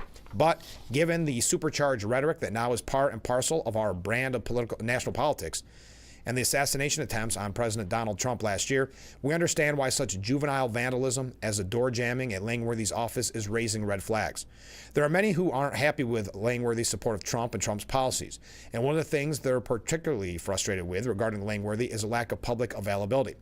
Democrats didn't necessarily like former Representative Tom Reed, but Reed held regular town hall meetings throughout the 23rd Congressional District. Those meetings were often contentious and packed with people with harsh questions about Reed's votes and priorities. But Reed held them anyway, and the town halls served to temper people's displeasure with Reed's brand of politics. The vandalism at Langworthy's office is inexcusable. If police find the person responsible, there should be consequences. At the same point, Langworthy can take some action to lower the temperature by holding some sort of in-person town hall to allow people to express their frustration. It's not pleasant, but it needs to be done before this boiling political pot makes a bigger mess. Well, the reason I asked this question, pose it to you, how would that lower the temperature? It is giving people really that are acting, in most of these situations when you see the video, acting like children, rewarding them for that behavior. Now, that's not to say you can't protest your congressperson or your senator or whoever. I'm not saying that at all. But what is the value in a congressperson setting up time to go to a town hall just to be yelled at by activists? I think that all congresspeople should listen to their constituents, and I know Langworthy has. I know he has teletown halls and obviously takes calls and emails. So I don't think that calms the temperature whatsoever, but I'd like to hear your thoughts on it as well, because it was kind of a way to tie those protests in locally. The media loves things like that. They're presenting it as, because there will always be this red state, and this is what will happen with Langworthy if he does it.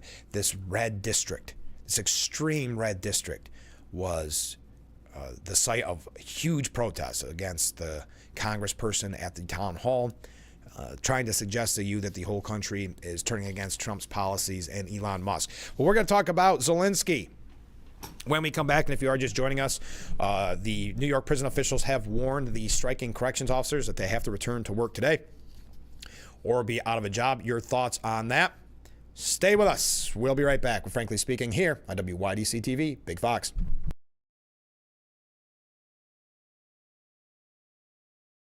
If you or a loved one regularly used hair relaxers or straighteners and were diagnosed with uterine, ovarian, or endometrial cancer, you may be entitled to significant financial compensation. I've used hair relaxers for years. I had no idea they could cause cancer. Chemical hair relaxers and straighteners have been linked to serious conditions, including several types of cancer. If you used hair relaxers and have been diagnosed with uterine, ovarian, or endometrial cancer, call us now. There's no fee unless we win your case. Call today. Nappies has a new and improved repair shop. Let our friendly staff of specialists help you through the process and get it done right the first time. Family owned for 3 generations. Thank you for your business. Insist on Nappies, auto body done right.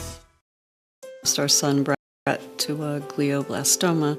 This was our last chance to show our community who he really was. Carpenters, Phillips, and Flint, they were so willing to create that ceremony however we wanted to do it. They could not have been more gracious. You should consider them highly. You'll feel good about your thoughts and your decisions. Visit carpentersphillipsflint.com to learn more about our family-owned funeral homes. Every Judge Mathis presides. Don't you ever form your mouth to talk to me like that. Is another day when someone gets what they deserve. What's wrong with you? Mathis Court with Judge Mathis.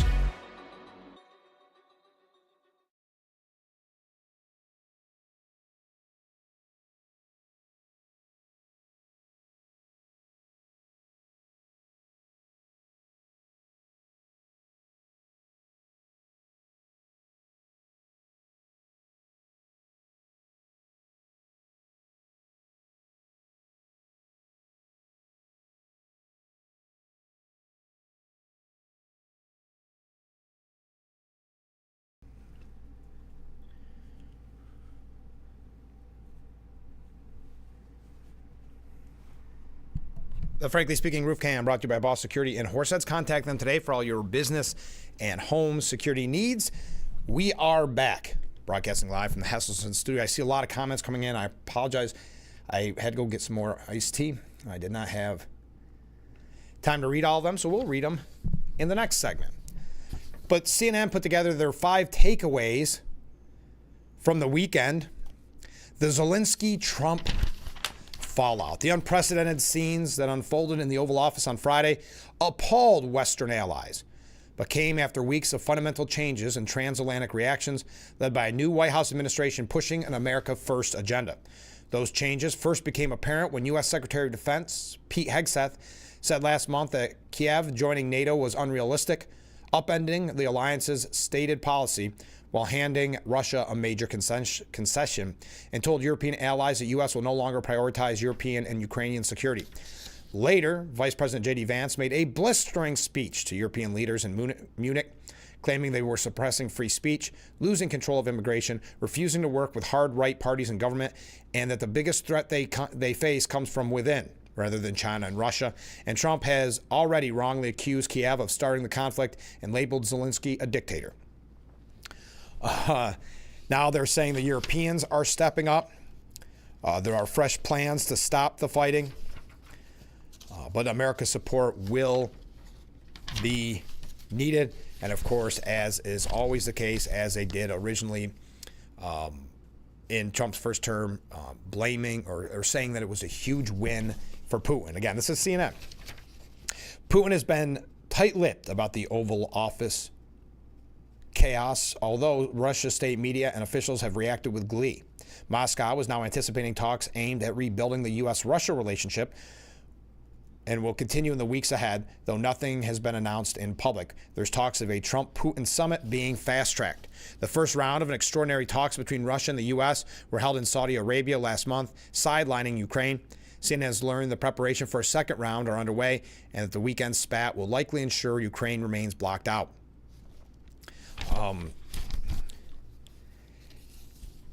So the common criticism of Zelensky's disastrous Friday performance in the Oval Office is that he failed to read the room. Yeah, he wasn't ready for that. Even J.D. Vance saying this was not the right place to have this conversation in front of the media. But I think he thought he could bully. He was using this as a negotiation tactic, try to bully Trump in front of the cameras into conceding points to him. The Ukrainian president did read a room, but it was the wrong room, as I mentioned earlier, and it was the Democrats that led Zelensky off this cliff.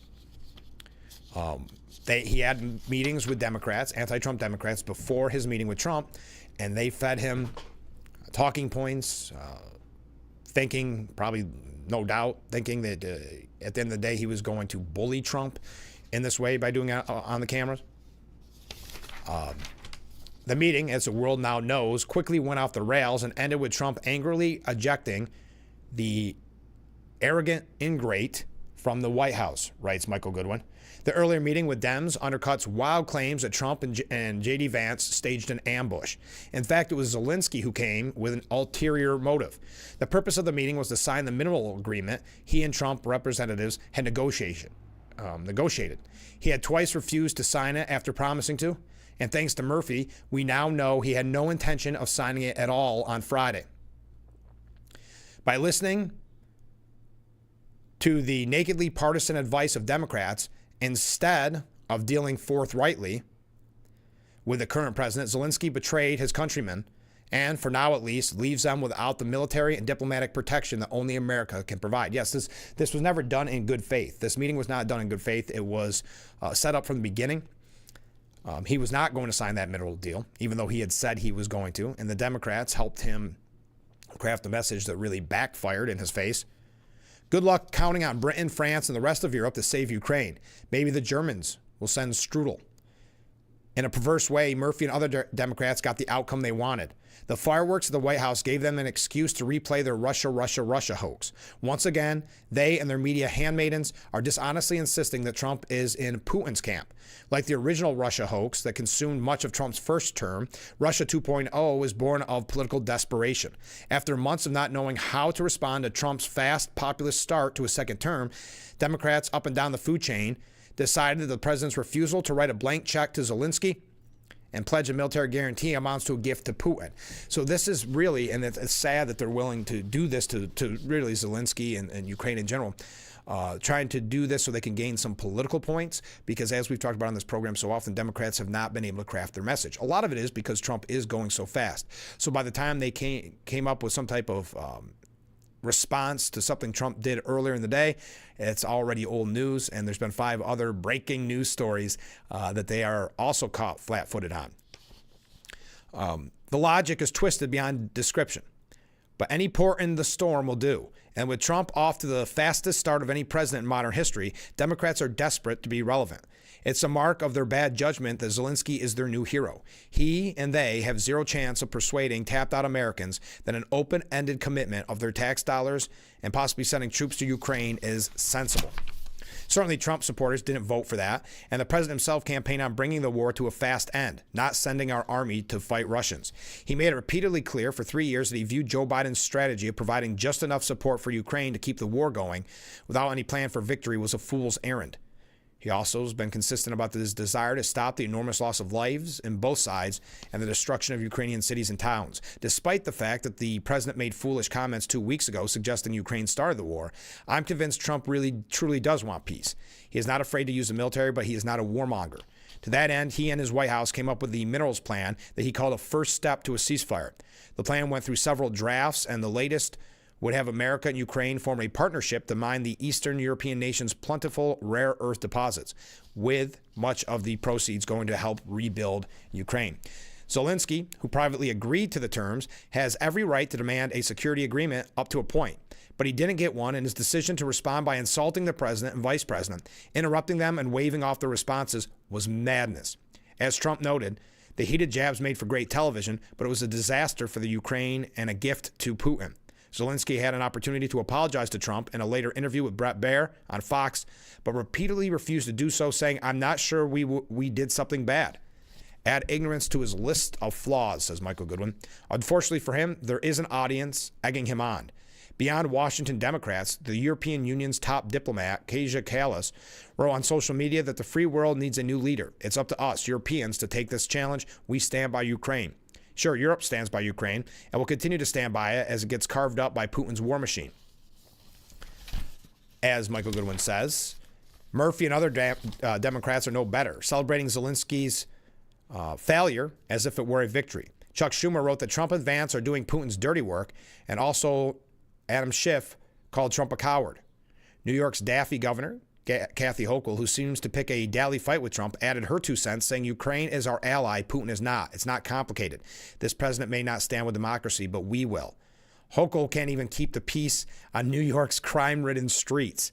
Meanwhile, Zelensky's rejection of the mineral deal means there will be no American interests and businesses in Ukraine, which, as Trump repeatedly said, would help deter Russian attacks.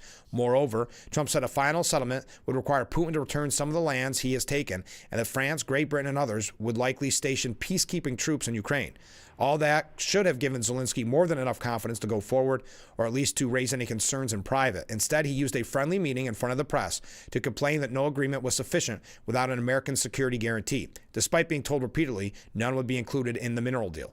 He's right that Putin can't be trusted, but he's a fool for rejecting Trump's plan and counting on European and Democrats to help him get a better deal from Trump. As the president reminded him 3 times, you don't have the cards to make demands he was making. But Zelensky ignored the advice and the facts. What a tragic mistake. He was led astray by the Democrat Party, claiming that they wanted to help him. We're going to talk more about that. Oh, wow, so many comments coming in. We'll read those when we come back. Stay with us. Again, we'll look forward to your thoughts on prison officials warning corrections officers that they have to return to work today or be terminated in this kind of last-ditch effort, one that Governor Hochul has handled horribly. So we can talk about that as well. Stay with us. We'll be right back with Frankly Speaking here on WYDC TV, Big Fox.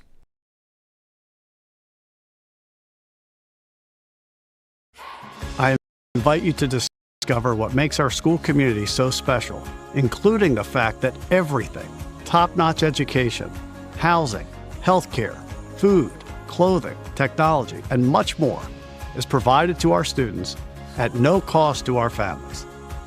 This is thanks to the generosity of our founders, chocolate maker Milton S. Hershey and his wife, Catherine.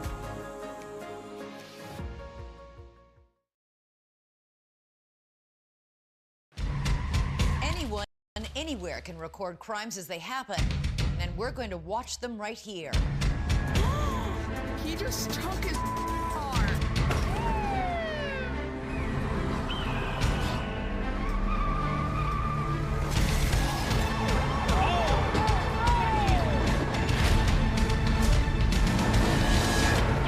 With cameras everywhere, you can run, but you can't hide. Watch iCrime.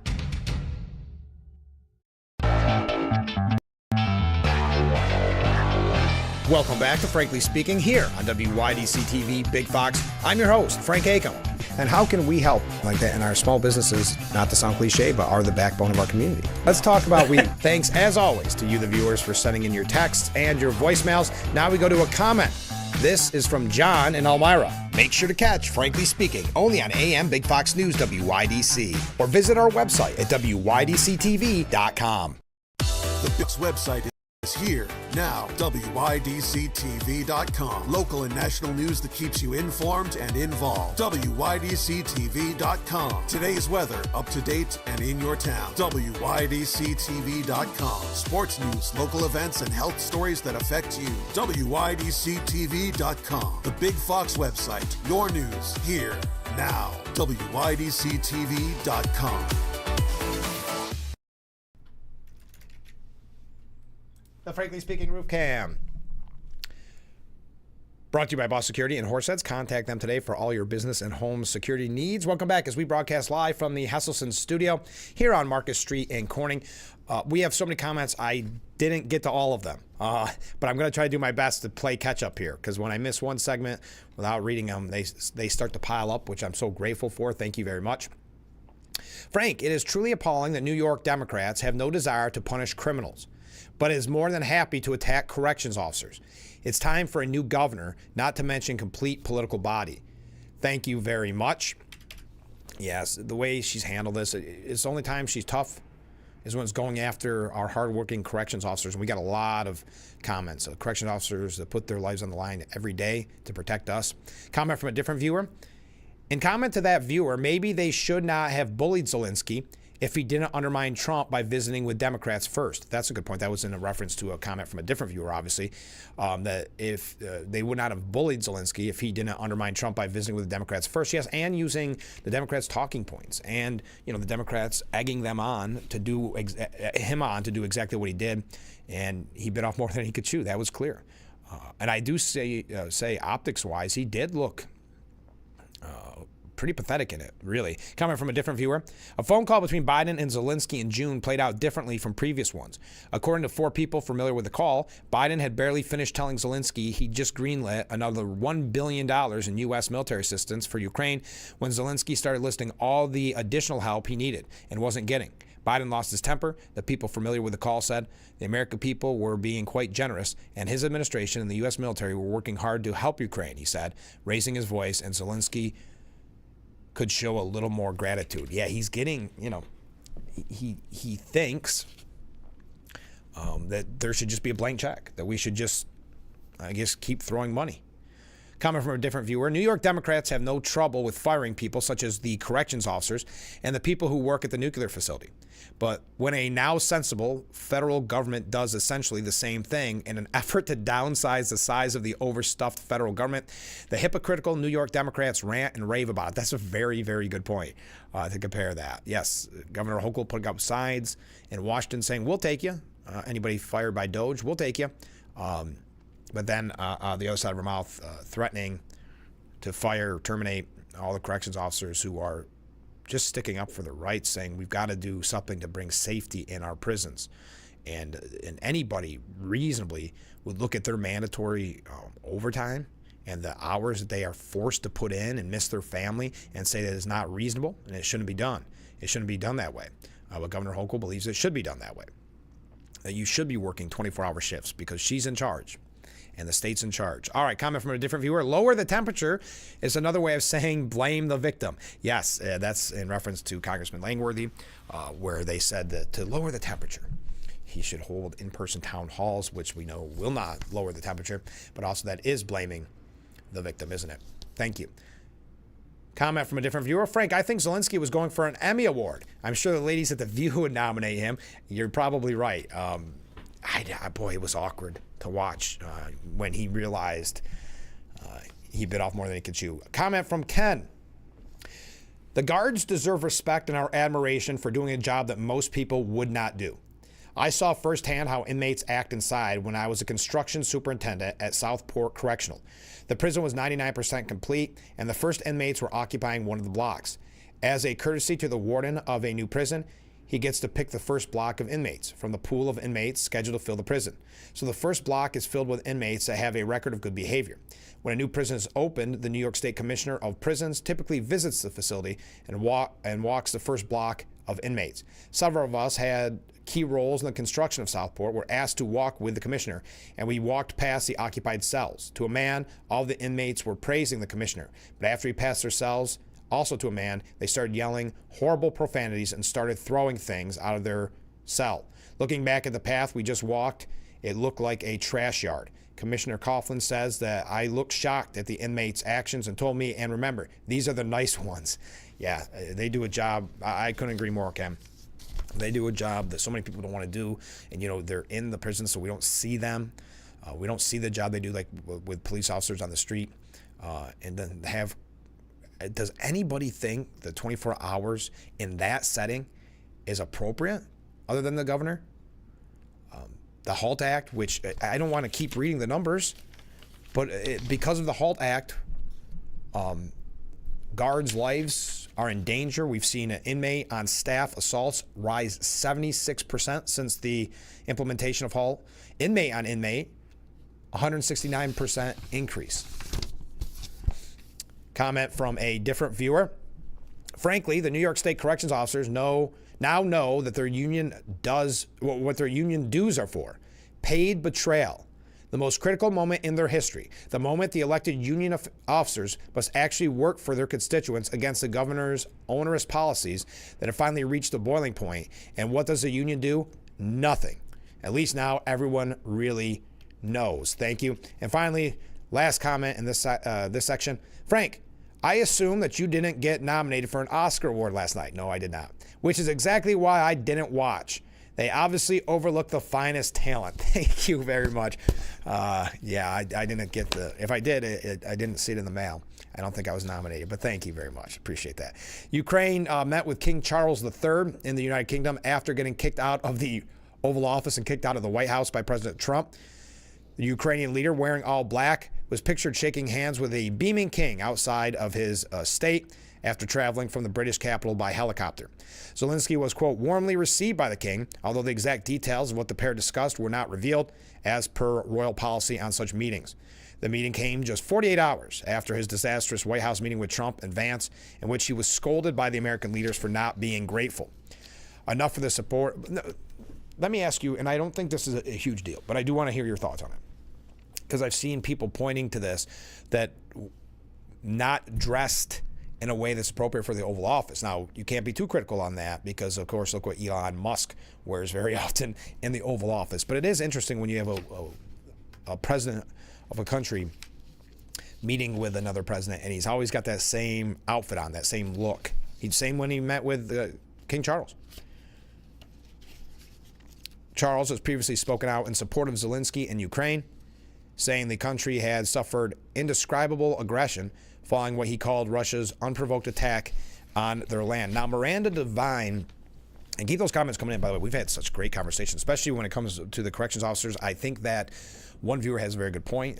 You now know what your union dues are going for, because corrections officers are being told that they have to return to work today, or they will be terminated and their health insurance will have ended when they originally went on strike. But back to Zelensky, Miranda Devine says Zelensky was the true instigator of the Oval Office fracas. How do you say that? Not an ambush from Trump. Anybody who watched the entire Oval Office meeting between Trump and Zelensky would know that it was not an ambush or a setup by Trump as characterized by Democrats and the media. It was the opposite. If anyone came to that meeting in bad faith, it was clearly Zelensky, whose body language and attitude was negative from the start. Trump could not have been more cordial, having steered the complex negotiations with Russia and Ukraine to a first step where he believed peace was a real possibility.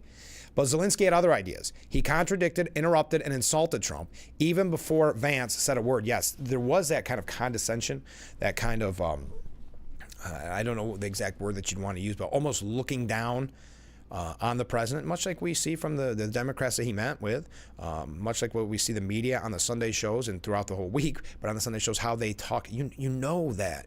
We see that kind of lecturing quite frequently of the president. So he came in there in bad faith. He had no intention of signing the mineral deal. And as I keep mentioning, had met with Democrats before to get some of these talking points and to learn about how to be aggressive, and it backfired.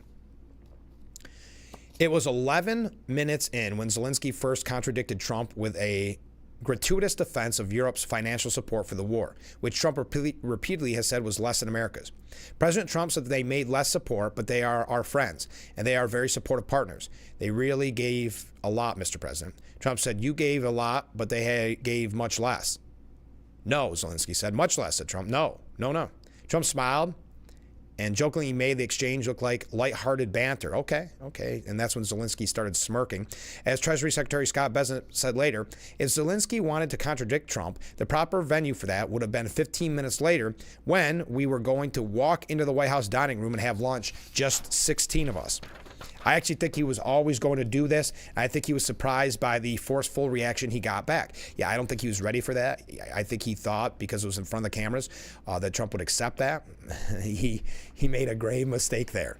At the end of the meeting, when he'd blown up the whole deal, Zelensky smirked and gave the thumbs up to someone off camera among the press pack. Never mind that his ambassador was sitting a few feet away from watching this debacle unfold with his head in her hands. There's no excuse to misconstrue who was to blame for blowing up the meeting and jeopardizing the peace deal, because it all played out live on camera for almost an hour. But misconstrue what bad people did, and for base political motivations, skewed by a good dose of Trump derangement syndrome. Zelensky himself seemed to suffer from the affliction, and his inability to understand the situation he was in should disqualify him from leading Ukraine in the future. That, of course, is up to the Ukrainian people, or perhaps their generals, although since 2/3 of Ukraine's media outlets have received some, if not all, most of their funding from USAID, it's likely Ukrainians have never received the unvarnished truth about their wartime president, an actor who cosplays as a soldier. Now, Trump's creative art of the deal effort to end the war lies in tatters, just as his enemies here and abroad wanted. They could not tolerate that Trump, who thumbed his nose at all their sacred cows, would be successful in ending the war. If Trump succeeded, then it would expose warmongers on both sides of Congress and in Europe as incompetent or far worse. So Trump's enemies are now using the millions of dead souls of the Ukrainian war to spawn a new Russia hoax. Their fourth, by my count, writes Miranda Devine. First, and we don't have to go through each one. Trump raised, well, I don't want to go through the whole history of it, but Zelensky kept needling, refusing to look at Trump as he spoke, in contrast to Trump's rapt attention on him. He ruled out a ceasefire, lectured Trump on history and the rule of war, and was increasingly disrespectful and argumentative while Trump remained polite. At 23 minutes in, Zelensky was ranting about how many agreements Putin had broken, and Trump interjected, "He never broke his word to me," something Bill Clinton also once said. Zelensky rudely contradicted him. No, you were the president. You were the president. In 2016, you were the president. Yeah, you've been the president, Mr. President. You've been the president. Then Zelensky described the mineral deal he was there to sign as 2%, after Trump had earlier described it as a 98% of the pathway to peace. At 31 minutes, Zelensky said, "You have big, nice ocean between us, but if we will not stay fighting, Russia will go further to Baltics and to Poland. It's a fact, and then you will fight. You're American soldiers. It doesn't matter, do you have an ocean or not, your soldiers will fight." This was a severe provocation, and yet Trump kept his cool. It was another 7 minutes before Vance piped up. He was sitting opposite Zelensky and had a better view of his body language than Trump, his rude body language. Even when Vance was measured, the path to peace and the path to prosperity is maybe engaging in diplomacy. What makes America a good country is America engages in diplomacy. That's what President Trump is doing. That set Zelensky off, and his rudeness finally demanded a response from Trump. We're trying to solve a problem. Don't tell us what we're going to feel because you're in no position to dictate that, Trump said. The rest is tragic history. Zelensky ambushed Trump. He just got more than he bargained for. Now it's up to Europe at its summit on Thursday to make Ukraine see reason, because a country can't survive without America. All right, running really late. Keep those comments coming in. What are your thoughts about the corrections guards being ordered back to work today, or their job will be terminated? I'd like to hear your thoughts on that. But we got to take a short break. Stay with us. This is Frankly Speaking here on WYDC TV, Big Fox. If you or a loved one regularly used hair relaxers or straighteners and were diagnosed with uterine, ovarian, or endometrial cancer, you may be entitled to significant financial compensation. I've used hair relaxers for years. I had no idea they could cause cancer. Chemical hair relaxers and straighteners have been linked to serious conditions, including several types of cancer. If you used hair relaxers and have been diagnosed with uterine, ovarian, or endometrial cancer, call us now. There's no fee unless we win your case. Call today. Hustling plus overbooked plus bustling plus cleaning overlooked. It all adds up. With Mary Maid's professional cleaning services, you'll have one less thing to worry about. Mary Maid's. Relax. It's done. Plus too busy plus bustling plus in a tizzy. It all adds up. With Mary Maid's professional cleaning services, you'll have one less thing to worry about. Mary Maid's. Relax. It's done. Something with a diamond in it. Diamondback rattlesnake. It's in the name.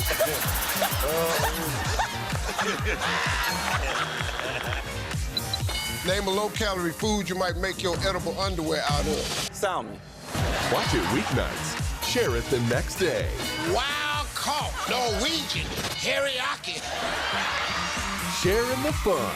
Weeknights on Family Feud. 7 and 7:30 on Big Fox. Shell Missy face off in Why can't we watch DuckTales? Because we don't learn anything. Book Smarts versus Street Smarts. Is it working? Are you feeling motivated? Very. It's the battle of twins. Life is so confusing. I always hoped it would be easier for me when I grew up. It's gonna be all right. You were faking. Bazinga. Young Sheldon. Weeknights at 6:30 on Big.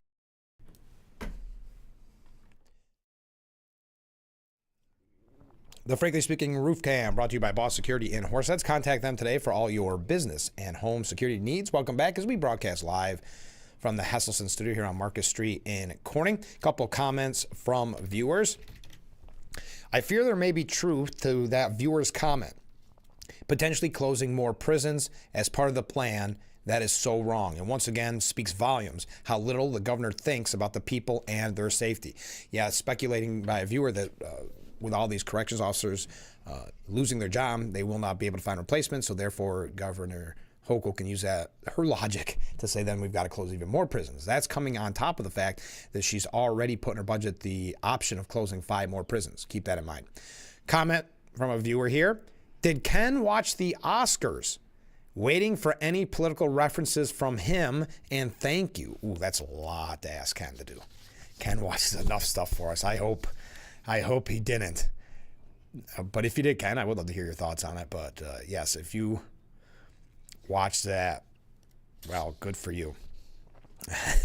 I doubt that Ken did, because I think Ken would have made the reference early on. He had watched all the Sunday shows, and that's plenty. He's got to keep his sanity somehow.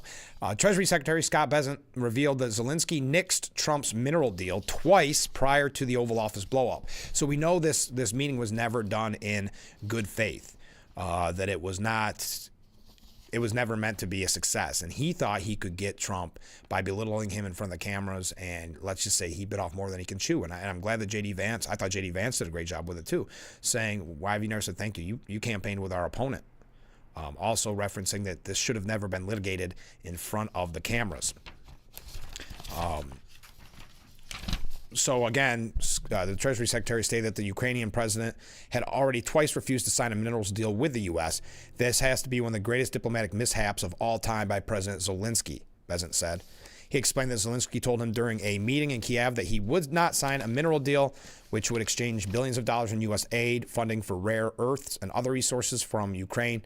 Zelensky also refused to close the deal with Vance and Secretary of State Marco Rubio. On Friday, Trump and Vance reprimanded Zelensky in full view of reporters while cameras rolled. The tense exchange led to a canceled meeting between Zelensky and Trump. Today, I was shocked that he would behave like this on camera in front of the world. It was supposed to be a great day, and this is one of the biggest own goals in diplomatic history. On social media site, Senator Eric Schmidt posted Zelensky could have signed the deal 5 days earlier, but wanted to come to the White House. He's been difficult for 2 weeks, and he wanted the White House meeting. Trump was upbeat about it even just the day before, publicly and privately the day of. Although he could have reset the whole thing, Zelensky was antagonistic and over the top. He had a 1-foot putt, but was more interested in litigating issues that should be discussed behind closed doors and have been in the public. DNI, Director of National Intelligence. Ooh, I got to take a break. Okay, reading your comments. Keep them coming in. We've got a lot to talk about and getting ready to wrap things up on this morning's edition. What a busy news weekend, wasn't it? So keep weighing in on the corrections officers. Also, the Zelensky meeting. What's your thoughts on that? Cuomo running for mayor, another big topic. All that, much more. I want to hear from you. Stay with us. We'll be right back with Frankly Speaking here on WYDC TV, Big Fox.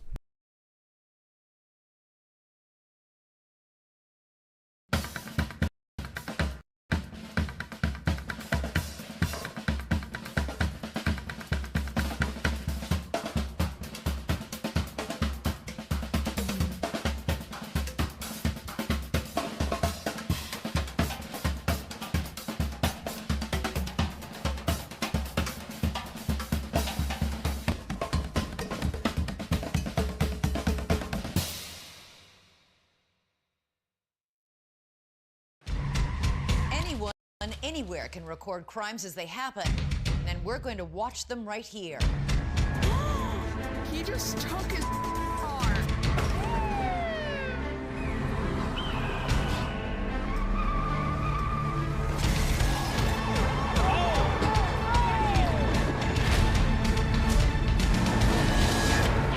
With cameras everywhere, you can run, but you can't hide. Watch iCrime.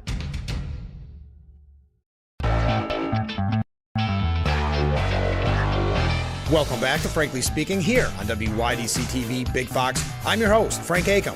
And how can we help like that in our small businesses, not to sound cliche, but are the backbone of our community? Let's talk about we. Thanks, as always, to you, the viewers, for sending in your texts and your voicemails. Now we go to a comment. This is from John in Elmira. Make sure to catch Frankly Speaking only on AM Big Fox News WYDC, or visit our website at WYDC.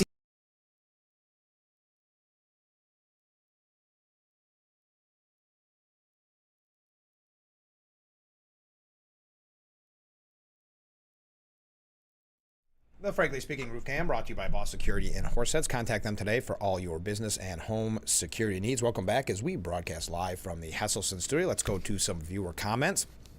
Zelensky is a thug surrounded by yes men.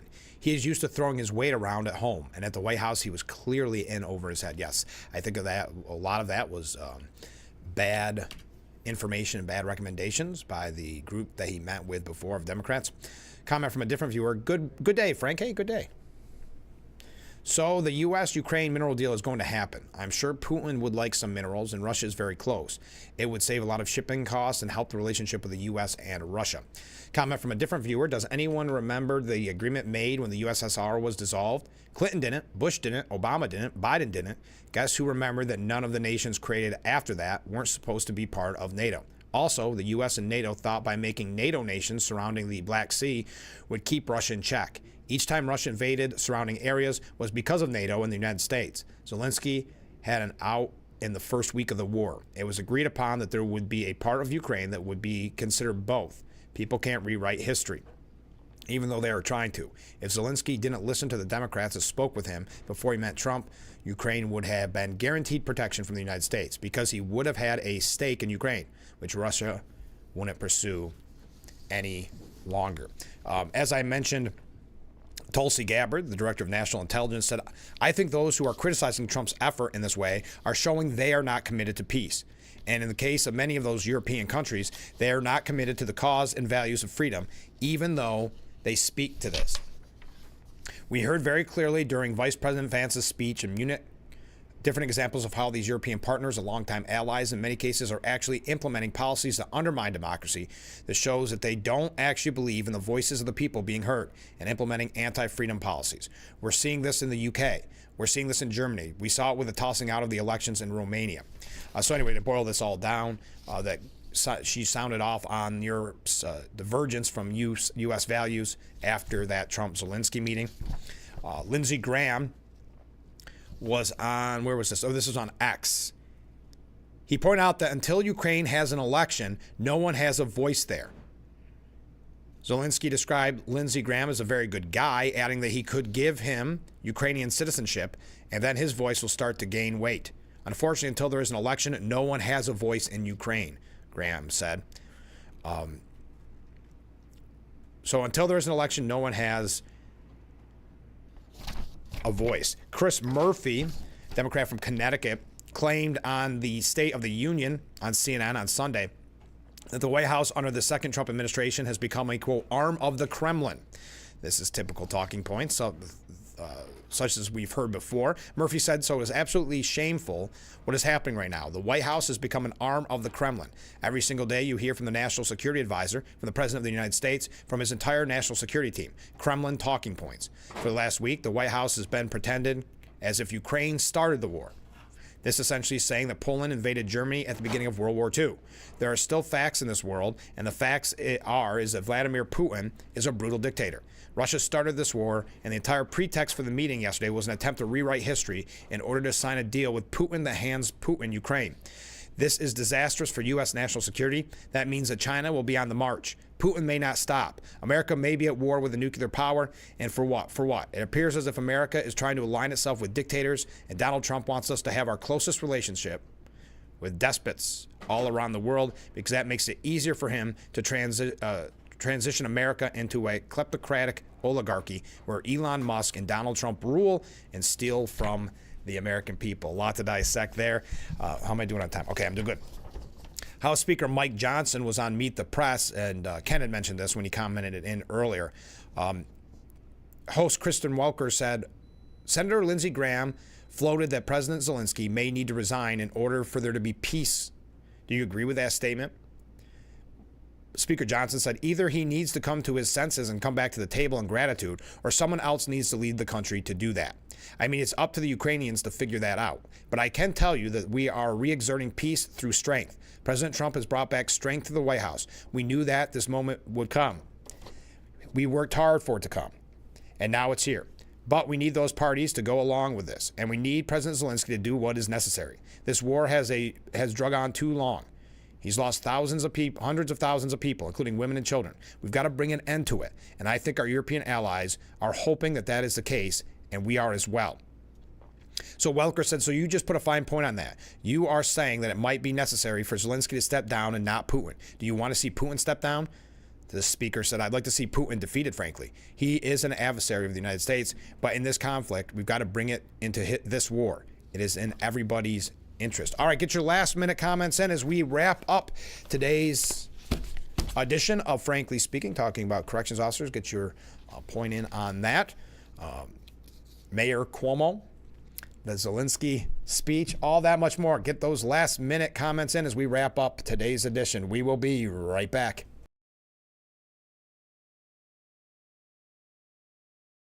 If you're looking for home security, you get more from Vivint than anyone else. Vivint is ranked #1 for home security by Forbes and SafeWise.com. Only Vivint leads the industry in every security category, including cameras with crime-deterring technology, car protection, and 30 days of continuous video recording. Call now and you'll get free professional installation, $200 off your initial order, and 0% APR financing for 60 months. You get all this, plus superior customer service and 24/7 professional monitoring for as little as $1 a day. Don't take chances with your family's safety. There's Vivint, and then there's everyone else. Call now to get free professional installation, $200 off your initial order, and 0% APR financing for 60 months. Vivint. Smarter security, superior customer service. For your free, no-obligation quote, call 800-840-7812. That's 800-840-7812. invite you to discover what makes our school community so special, including the fact that everything, top-notch education, housing, healthcare, food, clothing, technology, and much more is provided to our students at no cost to our families. This is thanks to the generosity of our founders, chocolate maker Milton S. Hershey and his wife, Catherine.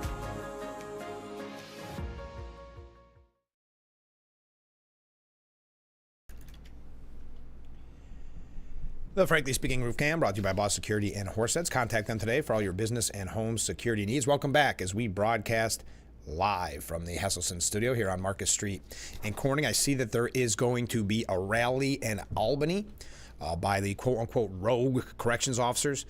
That is, if you are a corrections officer and you have not heard this, that is a rally for actions to make jails and prisons safer. It's tomorrow at 11 a.m. at the New York State Capitol in Albany. So if anybody decides to go to that, I'd love to see pictures. Okay, some comments from viewers. As a retired corrections lieutenant, I feel that a response to hypocritical Hochul is necessary. She stands for Medicaid. Children should be cared for as they may face insurance changes, but it's okay to end insurance for children of corrections officers. Great point. These men and women never receive respect they deserve as law enforcement.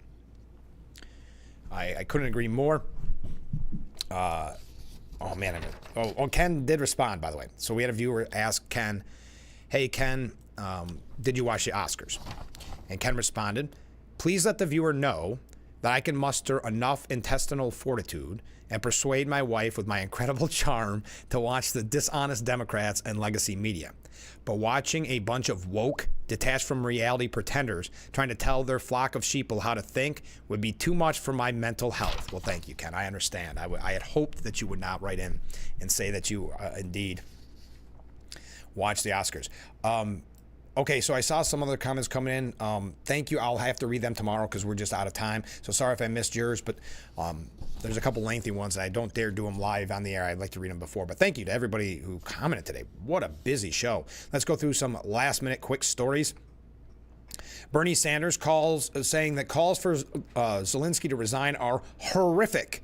I think this is a horrific suggestion. Zelensky is leading a country trying to defend democracy against an authoritarian dictator, Putin, who invaded his country. I think millions of Americans are embarrassed, are ashamed that you have a president of the United States who says that Ukraine started the war, that Zelensky is a dictator. He's got it exactly backwards. The people of Ukraine have lost tens of thousands of soldiers. Their cities are being bombed as we speak, and our job is to defend the 250-year-old tradition that we have of being the democratic leader of the world, not turn our back on a struggling country that is trying to do the right things. See, that's exactly what Zelensky was hoping for, that there'd be that kind of quote-unquote backlash. So that's why he thought that Trump wouldn't go the way he did in that meeting, even though Zelensky continued to be condescending. But he got it wrong, clearly. Now, Maureen Dowd says that Trump is rooting for Putin. I'm almost out of time. Seems simple. Unless Trump's art of the deal is about giving in to Putin. Now, this is tying in with what we talked about earlier. Interrupted by boos, GOP lawmakers confronted by an angry crowd in deep red Texas County. Representative Keith Self was met with a chant of "Do your job" at a town hall on Saturday. See, this is why I don't see any upside to these town halls, because they're now being taken over by this kind of astroturfing, and these people are setting it up in a way to boo and yell at the congressperson. Then they send the video to the media, and the media suggests that all the country is turning against Trump and his agenda. 9 arrested outside of a New York Tesla dealership as anti-Musk protests break out. That was in New York City. Oh, man, we are out of time. There was that big protest of Vance when he was going skiing with his family. We're out of time. Have a great day, everyone. Thank you for all the comments. Thanks for all the great conversation. Really do appreciate it. Our thoughts are going with the corrections officers today as they make that decision whether or not to return to their dangerous jobs where nothing has been done to change the dangerousness. So give your thoughts as we wrap up. And I will read them, on Tuesday's edition of Frankly Speaking. On my day off, folks. I'm scrambling because I only have 10 seconds here. Have a great day, and we will be back tomorrow morning bright and early with Frankly Speaking, only on WYDC TV, Big Fox. We will see you It's 6 a.m. I look forward to it already.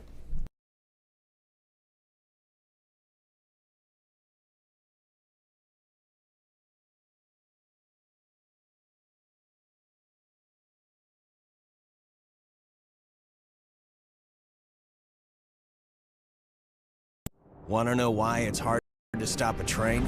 It's how we've invented products that reinvented our world. It's how we test as hard as the elements do. It's how we run. Aaron's Heating and Air Conditioning in Corning is now offering residential plumbing services. A local, veteran-owned and operated company with over 25 years experience. You can trust the experts at Aaron's Heating and Air Conditioning.